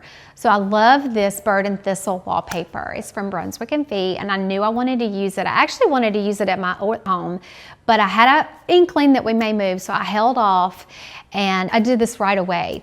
But as with homes that were built during the 90s, there was a lot of drywall, a lot of sheetrock, a lot of just plain blank walls. And I knew I wanted to change that. So one of the first things we did is my husband and I, we like to woodwork. And like I said, my dad, is a master woodworker. So his woodworking was very, very elaborate, very fancy, highly, highly skilled.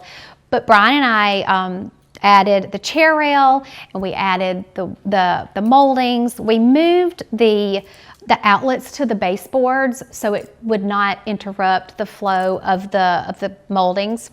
And one thing I like to do when I add chair rail and moldings is I like to paint the woodwork, the drywall that's behind it, and then of course the picture moldings, all the same paint. I like to use an oil-based paint.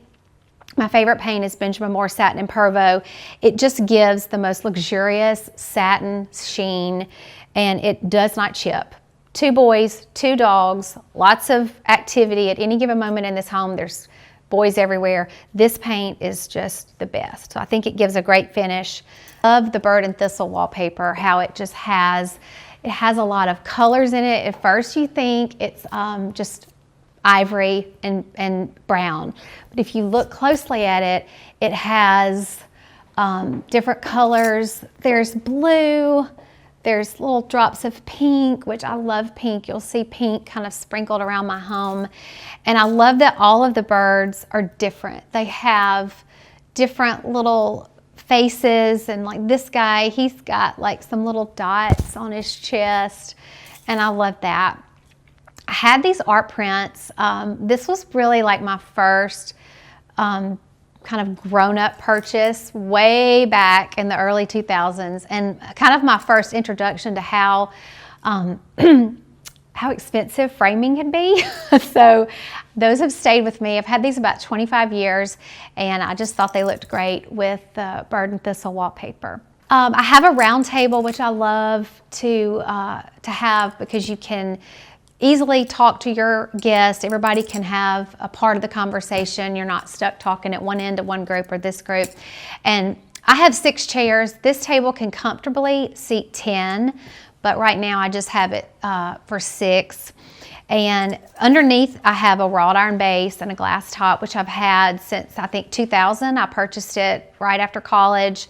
Had it in a breakfast room, had it in a dining room, and then when we moved here, I just had this G.P.&J. Baker table skirt made just to soften the space, because like I said, this part of the home is real open, so anytime I can bring in fabrics and rugs and upholster on the chairs just to soften the space is really what I like to do. I purchased these chairs. I call them sheepbone chairs because I love the detail work on the bottom. And they were originally a buffalo check. And I purchased them at a local antique store, Cottage Collection, and they were beautiful in my other home. But when I moved here, and I just wanted to bring out the blue that's in the wallpaper, so I had my upholsterer put this light blue velvet on there, and I think that it works really well. I like to collect china. I have probably 12 sets of dishes, maybe more. I've kind of lost count. And today I just wanted to set the table with this china. It was an estate sale last October in one town over, and I saw this china and I just thought it was so beautiful. It was in the photographs, and I went specifically to purchase this, and I was so glad when I got there and it was available. I just love the little scallops. It has little hints of lavender and green and blue, and I just think they are just so beautiful. This artwork, oil painting, the artist is George Nelson, and I just love the foxgloves, and he's known as one of the top 10 portrait artists in America. This little side drop leaf table. It was my grandmother's. She lovingly called this style early marriage because she said that in the 40s, that's just what you did. You got married and everybody got a drop leaf table, a china cabinet, and the little chairs. So she called it early marriage. And my dad refinished it, added the claw feet and refinished it because my grandmother and grandfather lived on this table. I mean, I think at one point it had a huge burn on it from a waffle iron, but my dad brought it back to life. And it lives here and it's beautiful. Again, another collection of plates. This collection has different pheasants and quail, and I just, again, love dishes, so you'll see them sprinkled about the house. The last thing in this room that I'd like to show you guys is this sideboard. I purchased it at Scott's Antique Market in Atlanta, and it's just the perfect size. I like to put some ginger jars underneath it, and I use, again, I have more china stored. This is Lenox Autumn that I keep on this side. And then I keep another pattern I collect, this pattern called Ansley. I just keep china everywhere, and I like to pull it out. I purchased these lamps at Round Top, at Blue Hills at Round Top. I just thought the scale, they're so tall, they're 40 inches tall, and with 10-foot ceilings, scale is so important. And the lamps I had before were fine. They were beautiful and they worked, but the scale of these is just very complementary to the tall ceilings. And then of course, you can't go wrong with a Louis Philippe mirror. I think they are just perfect in every room. This one has a little pie crust detail, and I love the patina on the mirror. So one of my favorite memories of this dining room is during COVID, because we moved here in 2020, and during COVID we really were not doing a lot of entertaining. We were not doing a lot of dinner parties, which I love to host dinner parties, especially, or like I said, around a round table. So what we did is in the month of December, my family and I, just the four of us, we ate dinner in here every night during Christmas, and I would set the table with formal china, and we would have like a fancy dinner.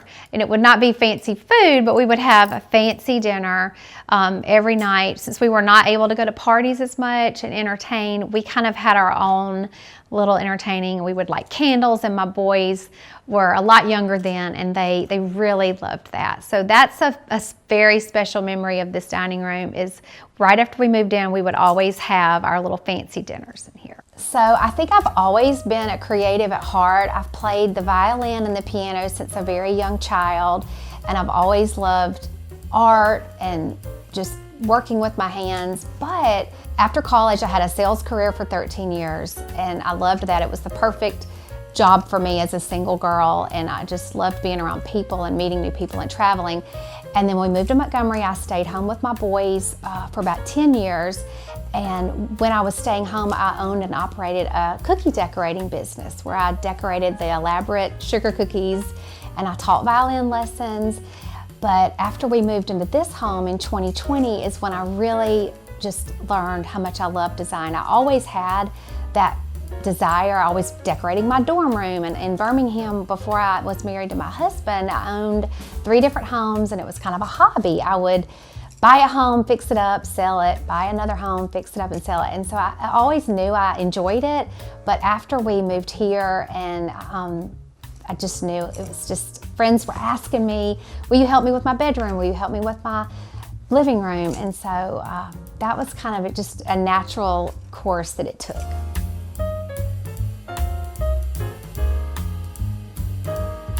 From the dining room, we'll walk across the foyer and into the living room. And one thing I'll point out right here is the house, like I said, was built in the 90s, and it had a lot of columns. There were columns maybe where they did not need to be columns. There was some kind of strange arches going on that were maybe disdated the home a little bit. So we just opened and kind of simplified the case opening so that it would provide just a beautiful view into this living room. So we're now in my living room, and as you can see, it has this floor to ceiling window that lets a lot of natural light come in. And when we moved in, It had just plain sheetrock or drywall, just lots of big walls. And a big wall like this can be very intimidating because you feel like you need to fill it up with art and furniture, and it's just a lot of space.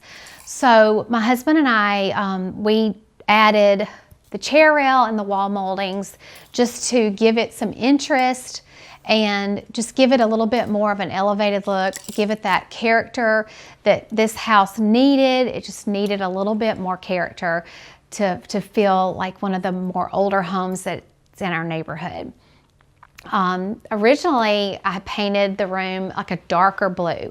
So this room was a very moody, darker blue. It had a lot of darker furniture and it was just a really cool vibe. But about a year ago, I just said, you know what, I think I'm ready for some light and pink and green and blue. So we changed it up and I just really moved things around that I had.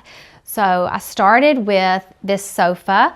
I actually found it at a secondhand store, and I lifted the cushion. That's one of my tricks. If you're ever at a store, lift the cushion and see who the manufacturer is. This one was Lee Industries, so I knew it was a good quality sofa.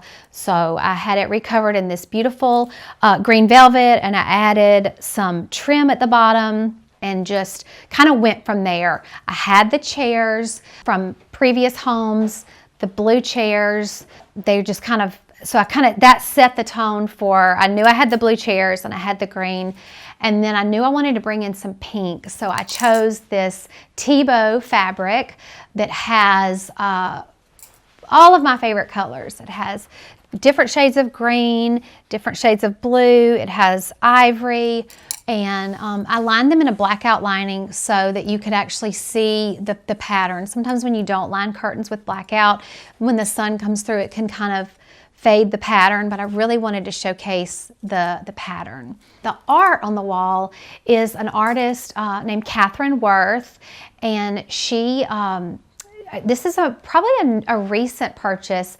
I knew I wanted a larger piece here, and after the floods in Texas at Camp Mystic, Catherine just was really looking for a way to give back and to donate to the families of the victims.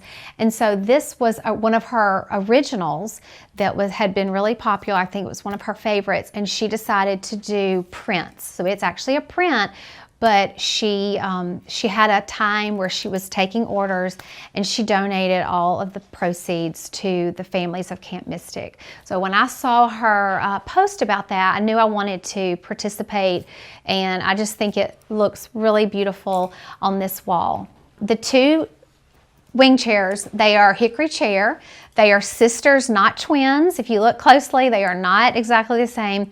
Both were found at antique stores at different times, but I just thought that they complemented each other, and I had them recovered in this small scale green pattern, and they flank a bow front chest. I've never met a bow front English chest that I didn't like. I think they could find a spot in every room.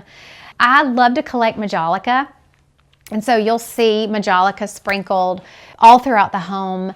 I love to hang plates on the wall. I love just that little bit of dimension that it gives. Anything with green, shades of pink are going to always be something that I'll pick up, whether I see it at an estate sale or an antique store. And I like to display a lot of it in these shelves. These shelves, they get restyled a lot. I will change it up and just play around, move things around. But right now, I have a lot of my majolica and my asparagus ware, and I have some family photos. I love these photos.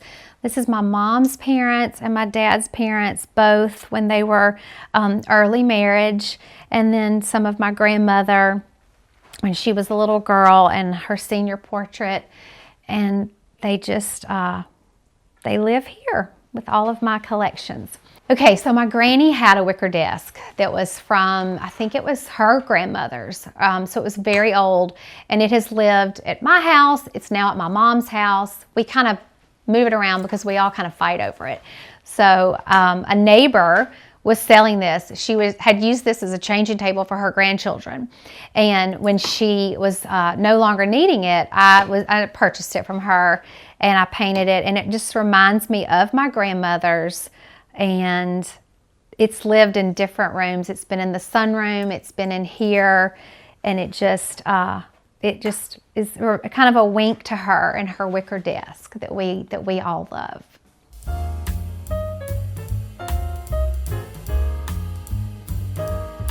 So leaving the living room, we'll kind of walk through the foyer briefly to get to the family room. So this is our family room, our den. This is where our family spends probably 90% of our time. We hang out in here, we watch television, we watch football. It's pretty open to the kitchen. It has a nice flow. And it also has a lot of natural light that's from the sunroom. So one thing about this space is when we first moved in, there were transom glass windows, which I know when it was built, I know they wanted to be able to see the sunroom, but I love building walls and making spaces more defined.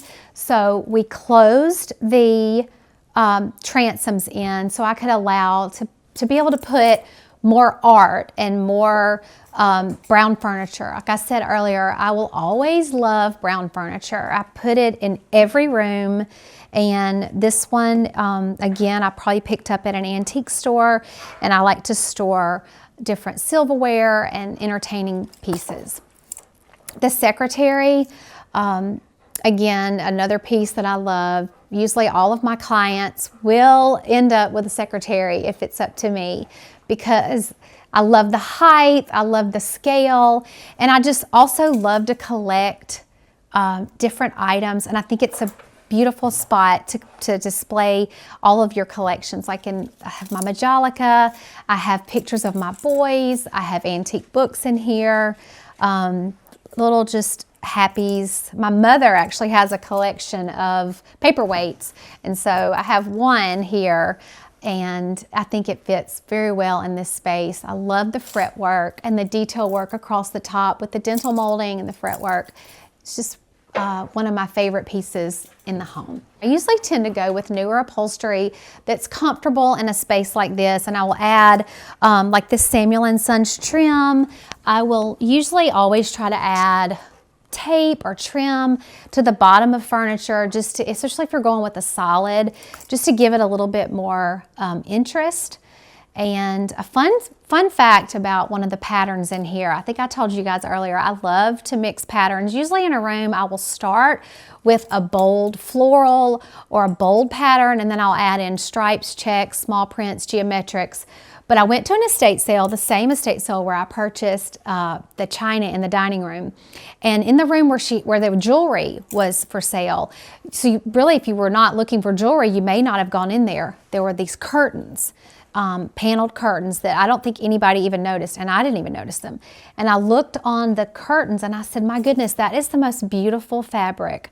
I'm sure it's a vintage fabric, but it had all of my favorite details. It has floral, it has a vertical pattern, and then it has the little dots that we'll see in a lot of fabrics. Incorporate these little dots. So it had floral, vertical, and dots, and I just wanted to add them to these slipper chairs with the little ruffled bottom, and I thought it blended well with the existing patterns that I had going. My husband loves to hunt, so he has gone out west and he killed this elk in New Mexico, and he lets me do pretty much what I want to do in the home. He loves my style, and he pretty much says yes to everything. So the one request he had was to be able to place his elk on the wall, and I said yes.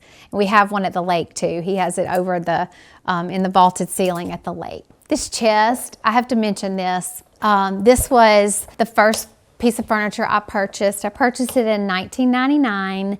It's a reproduction, but it was my first actual furniture purchase as a young girl, and it's special to me because it has truly lived in every home where I've lived, and it's been just with me the longest, aside from furniture that my grandmother and parents had given me. And what I keep in it, I keep photographs. I keep family photographs and old photographs that I like to look through. I'll pull out, like for instance, here's one from my family at the beach. So I just love to go through there and look at photographs of my family. Because the room is square, I wanted to do a square coffee table, and I love, like I said, I love books. I love to display items. I'm not a minimalist. I'll probably say the opposite of minimalist. So the square coffee table, it's new. I purchased it locally at a store here in Montgomery, and I love that it has just this little bit of detail on the way the wood is cut. The gold band is great, and I just like to display all of the little things that make me happy. And I always recommend in a family room having a box on the coffee table where you can hide the remote. For years it had little Lego pieces and all that. My design style is always going to be rooted in traditional design. It's just where I was raised on it. My parents love colonial Williamsburg historic homes. I joke that all of our vacations were centered around educational vacations, a lot of architecture. So I think that's just always going to be the root of where I start is tradition, but I'd love to bring in fresh and fun elements. Antiques are always going to be in rooms. I will always have brown furniture, but I love just mixing patterns and colors. To me, you cannot have enough pattern on pattern, and lots of color, not necessarily on the walls. If I love color on the walls, but always bringing it in ways that speak to you. And when I have a client that tells me she loves pattern, and that just makes me very happy. So.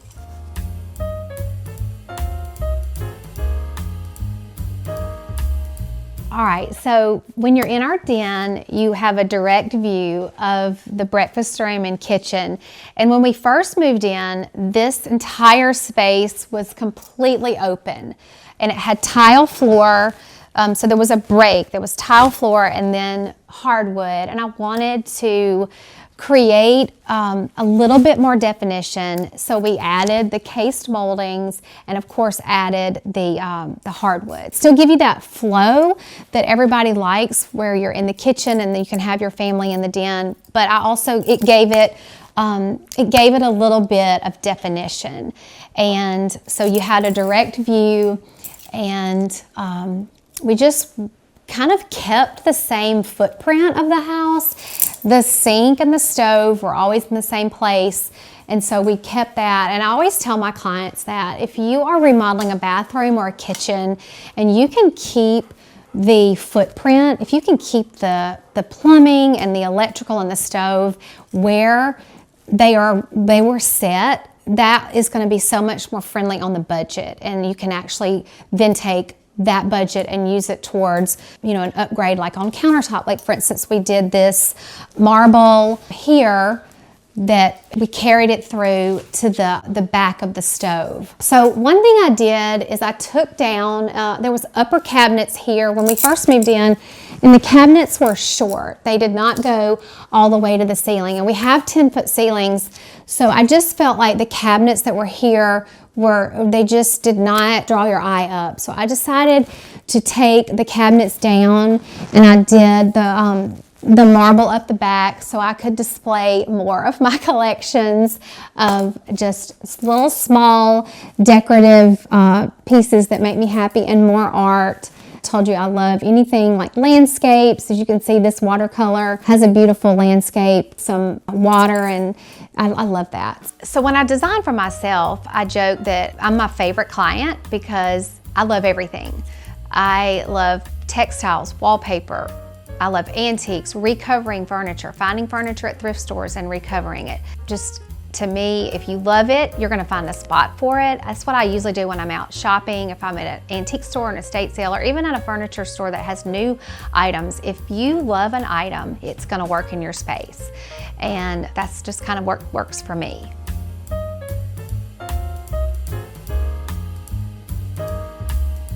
Moving on from the kitchen and the den, it flows into the sunroom, which is kind probably my favorite room in the house because it is just light and bright and it just makes me happy. It is directly overlooks our backyard. When my boys were younger, I would sit in this corner and I had a direct view of the swimming pool and I could watch them swim and also relax. So this room, we kind of started with the sectional. So it was during COVID when we moved in in 2020, and I love a sectional or a L-shaped sofa, however you want to say it. But COVID times, we all know furniture was hard to come by. So this was in stock at a local store. So this was what we purchased. And so I just used it as the base. And I love blue and green.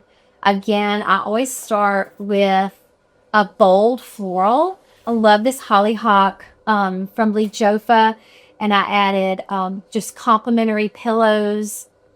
I had this table made. This is just a very hard-working performance blue, kind of chenille, so you can put your feet on it. It also serves as it can be a table, but it's very, very durable.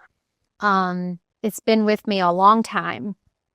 And then on the curtains, I just chose this linen that is, I did not line it. I like to have just, sometimes you don't line curtains. You just have it where light can filter through. And with it being a sunroom, I did not want to line them. I just wanted it to be light filtering. And I love to add tapes and trim to as much as I can. So the art in here, in fact, several pieces in here are from a local artist. Her name's Lauren Foshee. I actually taught her daughter violin lessons for years. So Lauren and I got to be really good friends when I was teaching her daughter. And she does the most beautiful watercolors of feathers and landscapes. She does some abstract. She created this pair of feathers for this room for me. I needed two pretty heavy pieces to flank the walls. And so she created those for me, and I think they are just really special, and they mean a lot to me because she's my friend, and I have a history with her.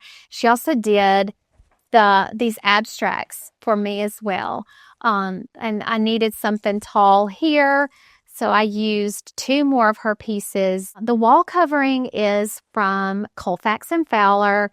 They are one of my favorite sources for fabric and wallpaper. I think it's because it has an English feel. At the heart of my design is tradition, but always going to be English kind of touches with the attention to detail, with pattern mixing and trims and pleated lampshades. You'll notice in most of my rooms, I have pleated lampshades. I love to purchase lamps. Like, for instance, these blue lamps have this sweet little floral detail, but then I'll add another fabric pattern on the lampshades. And I'm fortunate enough to have several ladies who can make lampshades for me. But it's just another layer that I think adds such an interest to each room. So I think like everybody else in America that's around my age, I've picked up Mahjong. And that means for me, another excuse to have a new piece of furniture with fabric and pattern mixing. And so I had a local table maker make me this table, and I chose this Tebow indoor performance vinyl. If you don't know about their indoor performance vinyls, they're pretty new, but they are amazing.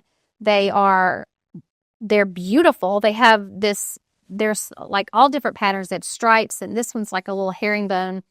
But you can wipe them down, spill red wine on them. They're beautiful. So I did the table in that, had the glass top, and then I added, this is a Sister Parish. This is a reversible performance fabric as well. And my workroom did one pattern on the bottom and another one on the top. So we could switch them out.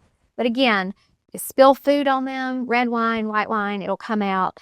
And these were a little estate sale treasures, the chairs. I actually bought them thinking that I was going to use them in a client's house. But then we changed directions with her game table. And so I thought they would be great in here.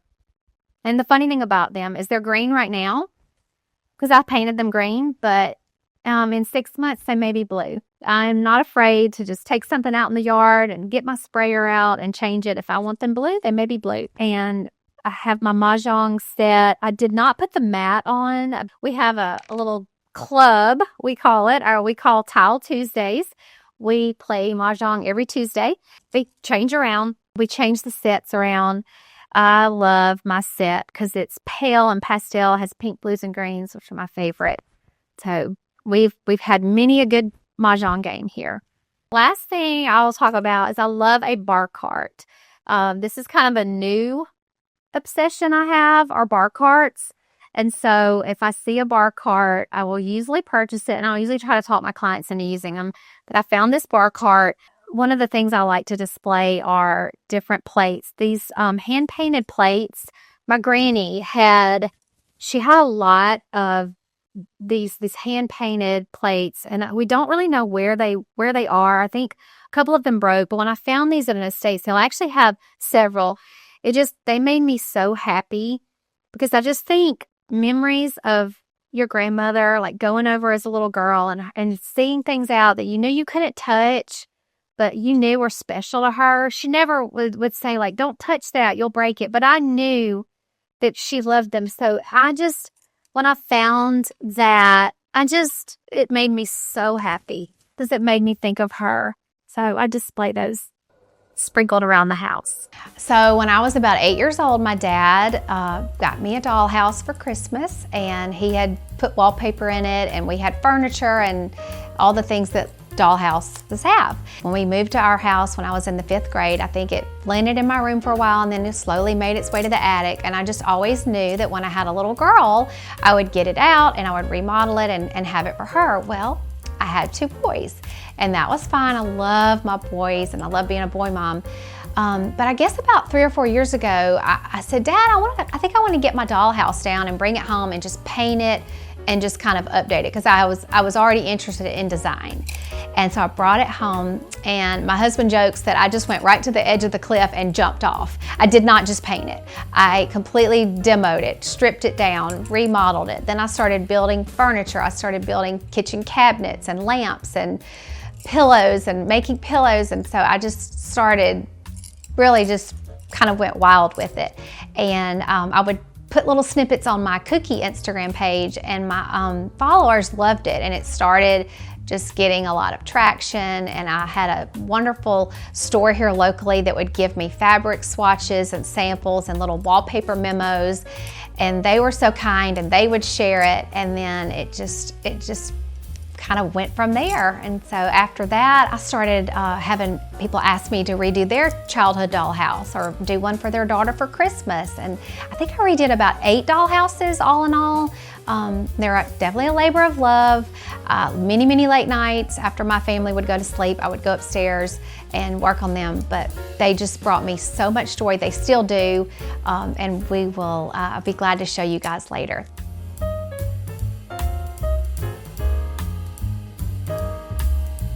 So right at the top of my stairs, I keep these 3 oil paintings that my dad painted. Our first home in Montgomery, where I think you've seen in the other portrait.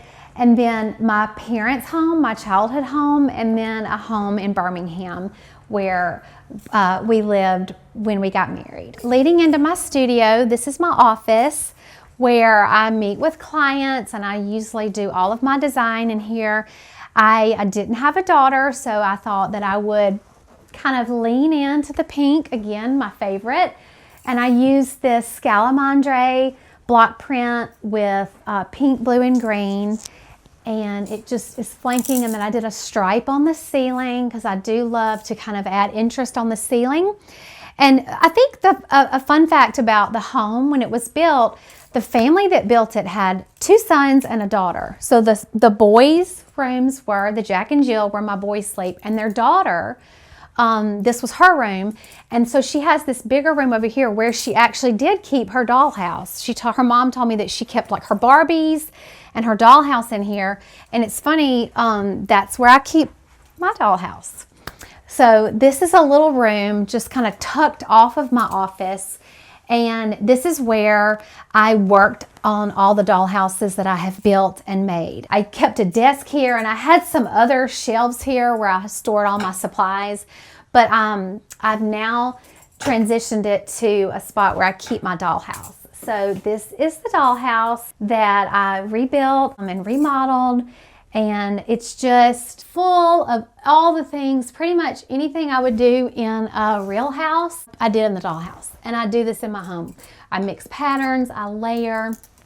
The kitchen is one of my favorite. I added these beams. I made all of the cabinets, and just trial and error, self-taught. I mean, my dad likes to woodwork, so I would watch him, but I just played around. Of course, I didn't make like the upholstered furniture, but I did make a lot of the furniture, the bedding, all the pillows. All right, so this project started about 3 or 4 years ago, and I was just going to paint it and maybe refresh it, but then it just kind of escalated, and I pretty much ripped everything out of it and started over. And I used lots of wallpaper samples, actually. I think there was just a lot of samples. I would just choose fabrics or wallpapers that I really liked, and then I would think, okay, if this was my house, or I could redo my house, or I could redo my kitchen, what would I do? And so that was really what I started with, is what would I use in my real house, because I wanted it to look like a real house. I know a lot of the furniture I had as a little girl was like the Victorian type furniture that was popular in the 80s. But I wanted to use modern furniture, and of course bring in all of the things I love, like the chest, the bamboo bed, the box pleats on the skirt. I made all the little pillows and all the bedding, and I just, again, mixed patterns. Like here I have this little small print check, a vertical floral, draperies that have trim on them, and you've got to have a little dog. The house has a little dog. I couldn't find a golden retriever or a pug, so that would have to do. And then naturally, because this house has a little girl living in it and a little boy living in it, they needed a mudroom. So I made the little desk, and I'll just take it out. You can see, I just built it. So it's just got like, it's just made of balsa wood. It comes out, and you can put it in there. We've got some antlers on the wall. We've got baseballs, all the art. And from the art, okay, so the Metropolitan Museum of Art, much like we see like on our Frame TV, has a lot of art that is for public download. That's why we're able to use a lot on our Frame TV, but also all of the art in the dollhouse is, you can find it in the Metropolitan Museum of Art. So I would print these off and scale them down, and that is the art that you see in the dollhouse. A lot of still lifes, a lot of landscapes, of course landscapes with cows, because they're my favorite. The art in the dining room are feathers that are scaled down from an artist in Birmingham. Her name is Lacey, and her art is called By Lacey, and that is in the dining room. And I just think, who would really have a lavender dining room? But in the dollhouse, you can have a lavender dining room. You can't ignore the laundry room where all the work is done, so laundry room gets bright. And then the Americana bedroom. I recently designed an Americana bedroom for a client. Her son was born on the 4th of July.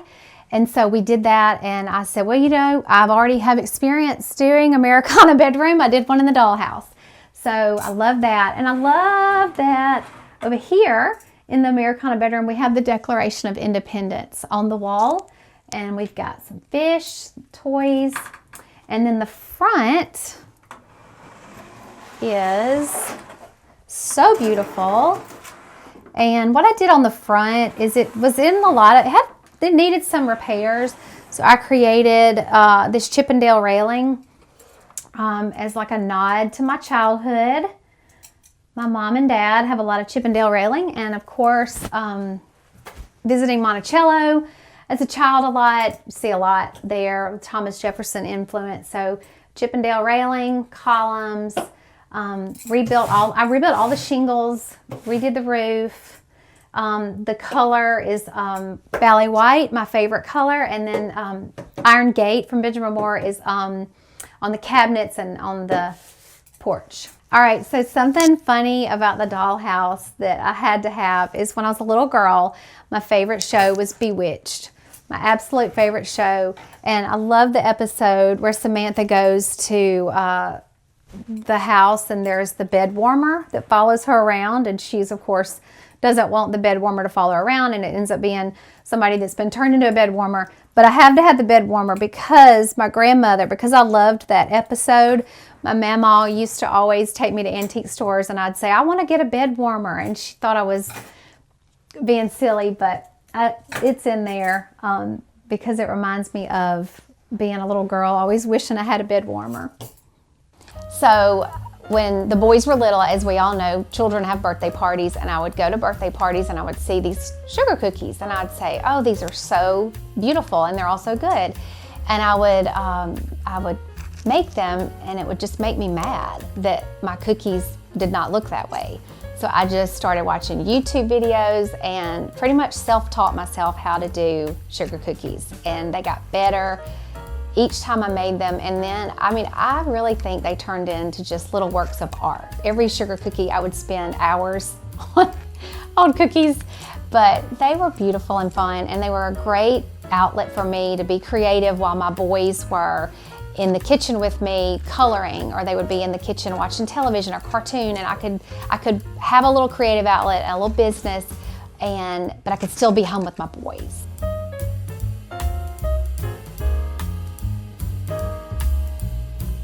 So welcome to my bedroom, the primary suite in our home. And when we first moved in, like I said, there was a few things that were different. This door that leads to my closet was a wall, and it was closed off. It is a closet now. It used to be a study. So the window back here created a little bit of a little hiccup as to where to put the bed. So I just created this linen fabric kind of backdrop so I could put the bed here in what I felt like was the right spot. When you walked in, it was here. I chose this upholstered frame bed, and I covered it in this vertically print Schumacher, which I've always loved and wanted to use it. And then, like I've said before, I like to mix like a bolder pattern, usually a floral, and then I'll do like smaller patterns. So this pattern from Stout, it's one of my favorites. It has like the darker blue, the lighter blue, the green, smaller scale. On the lampshades and on the front pillows, I just like to mix. And then if you look back on the wall covering, it's a ivory, like a neutral. So it kind of reads like a neutral, like you'll see it and you'll think it's paint, but if you look closer, it is this, it's also from Schumacher, and it's a wall covering with flowers, and I just love it so much because it still gives that neutral feel, but it just that one more layer. And then, of course, the wool trellis rug brings in the green. I like to mix blues and greens. And chandelier. As much as I would love a ceiling fan, my friends give me a hard time because they love ceiling fans. I love a chandelier, and I'll just bring in a portable fan. Brown furniture, as I've said before, you'll always see this. I picked this up at an estate sale, and it's lived in many rooms throughout many homes I've had, but it stays here. And my husband, he is a weighted blanket person. He loves his weighted blanket, so the weighted blanket lives there. And I make the bed every day. I think I read something somewhere where if you make your bed every day, if you've had the worst day and you felt like you've got nothing accomplished, if you make your bed when you come home, you will always feel like you had something accomplished. It kind of sets the tone for the day to make the bed. But my husband does have to put his weighted blanket up. And then, as you see, Buckley has his spot over in the window. He loves that spot, and I think it's kind of funny. My draperies are ivory. They're ivory linen. But if you look at the bottom, they're a little bit darker. And that's okay because that's where Buckley, he likes to lay there. That's his spot. and those are just his little love stains on the curtains, and they make me happy. So when we moved in, the home had been taken very good care of, but it was in the 90s style. So the first priorities I had were to look at the kitchen and update the kitchen. I had a lot just blank drywalls, sheetrock walls, and I knew I wanted to add moldings, details, things that made the home feel like some of the older homes that we had lived in previously. So we started with updating the kitchen, we painted everything, changed out light fixtures, and started with a neutral background. I like to use Benjamin Moore Ballet White in pretty much all of my rooms to get started, and then as we went from room to room and lived here a while, I then was getting a feel of like what the light is in each room at certain times of day and in the evening, and so then I would kind of go from there. And I'm not afraid to paint a room when you move in and then maybe a few months later repaint it. I think that's where you really can feel like what is speaking to you color-wise.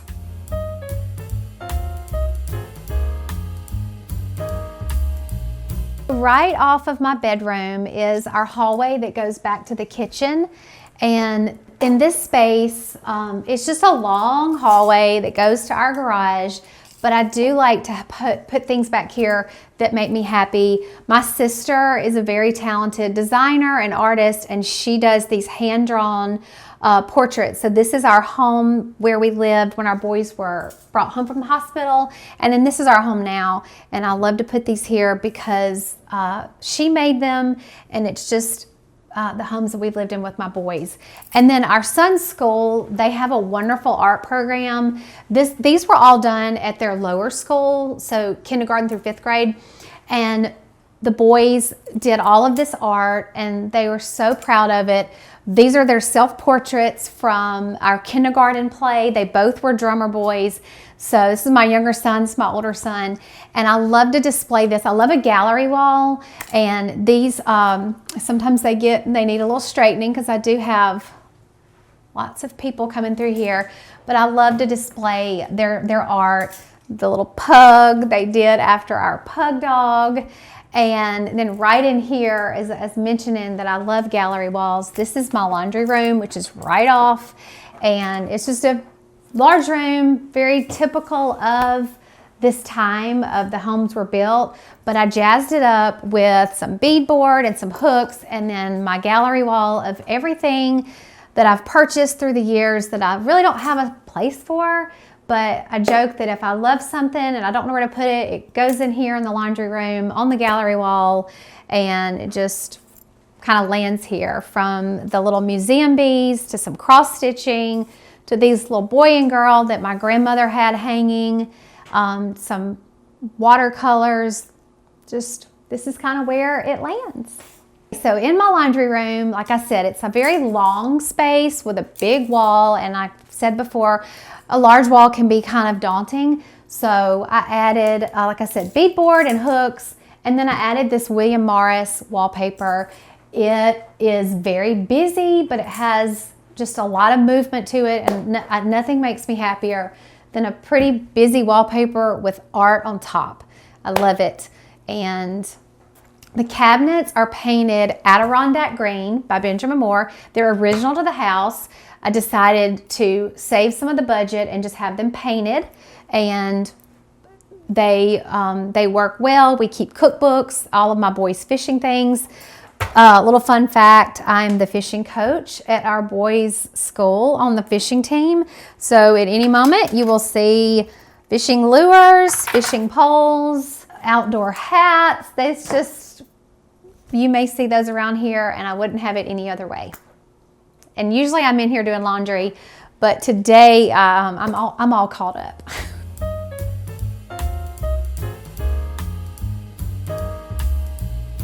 All right, welcome to our powder bathroom. It is a large bathroom, probably larger than you would normally see. I think originally the owners had plumbing for a shower here if they ever needed that. But I always love a little jewel box small powder bath. So it kind of, a little bit of a tier that I wasn't able to have that. I actually wanted to add a wall, but my My brilliant builder and cabinet maker suggested building this hutch here because we had room for it, and my cabinet maker said, Tori, I really think you're going to need space. And boy, was he so spot on, because I use this again to store my many collections of dishes and china, and I use every inch of it. So I love this T-bow wallpaper. It's very large in scale. I think it has a 40-inch repeat. So because I have such a big powder bath and a big wall, it can handle it, and it's just, it's a great statement piece. And I have this collection of Wedgwood blue plates here. I love to put plates on the wall. And I have a lot of this. In fact, I think I have so much of it, I think I could still have a dinner party and have these on the wall. And then I just like to display over here some things I've collected. The abstract art is a local artist. Her name is Liz Thompson. She's Pretty Your Party. And she and I met through cookies. She actually taught me. She was kind of a mentor to me for cookie decorating. She was like the OG cookie decorator here in Montgomery, but she now does art, and she's very talented. And so I just love that it's a little unexpected. I have such traditional design, and I love to bring in a little bit of abstract art when I can, and I think that the pastel colors work really well in here. One of the things that I love to display is this watercolor of our wedding invitation. A friend's mom had this done where she looked online and found the church, because she lived in Mississippi, so she had never been to our church, and she had a local artist in Jackson, Mississippi watercolor the church where my husband and I were married, and it's one of my just loved pieces, and I like to look at it in here, and our guests can see it when they're in here in the powder bath. All right, so we've seen most of the rooms in my home that are reflective of my style, and lots of florals and girly items my family lets me choose. But let's go check out the manly space upstairs in the upstairs den, game room, playroom area.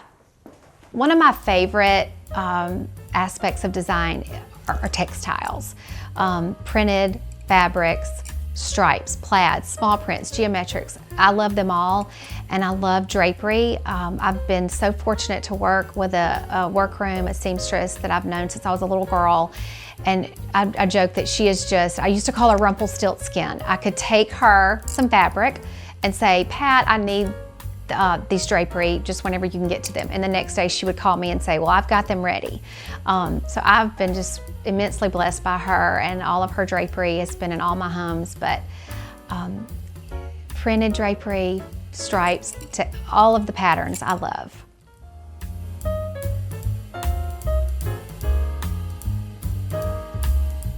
So we have a swimming pool and a covered porch, and out here just wanted to create an environment where we can live out here and entertain and just enjoy it. I always say, at the end of the day, I just want to come home and be at my house and be comfortable, and I think that's what we've created. A couple of things about these wicker sofas. I found one of these at an estate sale, and I loved it because I love wicker. I love the braid detail, and I knew I wanted two, but there was only one. So I found the identical twin sister. She's out there, and brought her home, got her painted, and had the outdoor cushions recovered. Had the cushions recovered with outdoor fabric.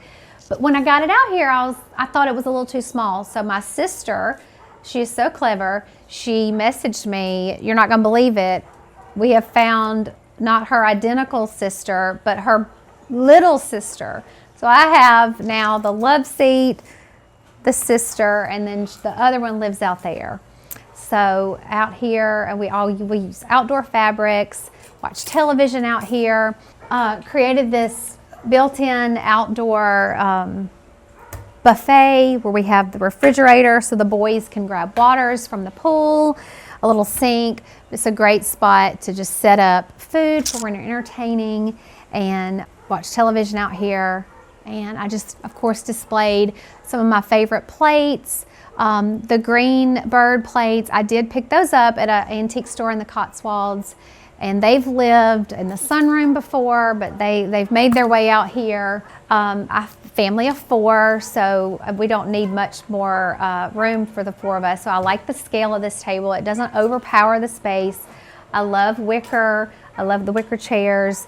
And today I just have it set with some of my favorite cabbageware and rattan flatware that I love. Fun fact about the South, if you ever see a covered porch in the South and you look up, you will notice that most of them are painted blue.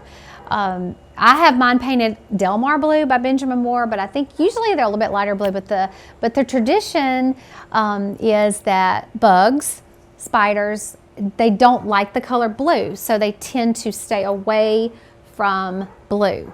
So if you just drive around and if you notice a covered porch, particularly on an older home, always look up, you'll see it's blue. That is the Southern tradition, to have blue ceiling on your covered porch. And then out here is our pool. Our boys love to swim. We love to get out here and relax. We're in morning light right now, but the great thing about how our home is set up is in the afternoon, so usually around 1 o'clock, the sun, this is all shaded. So right now we're in the morning, we have a lot of sun, but it's just all of this will be shaded, so you can sit out here and enjoy just the beautiful weather. We're having beautiful weather right now. So the favorite thing about my home is the layout of it. Like I said, it's a home built in the 90s, which was completely opposite of anything I had ever tackled. I always lived in older homes, but when you walk in and it has just a circular flow, it flows from room to room, it just makes a big circle, and I love that. I love it for my family when it's just the 4 of us here, because I can hear and see the children and my husband in other rooms, but I also love it when I have friends over. It just has the best flow. We use every room in the home, especially all the downstairs rooms. And I just love that it's light-filled and bright, and I have it full of all my treasures from my grandmother and my parents and things that I've found. But that's my favorite thing. It's just, I love the layout of it. Home means to me just a place that I just long to be. When I'm out and about and wanting to travel, everybody wants to travel, but usually that last day of a trip, I just want to be home with my family, with my dogs, around all of my people. And I love that I've created my home to be warm and comfortable and cozy. It's a spacious home, but I do feel like it has so many cozy spaces where we can gather, and I love having friends over, small groups or larger groups, but home just means a place where you long to be. All right, Homeworthy, I've loved showing you around my home in Montgomery, but it's time to go. Bye.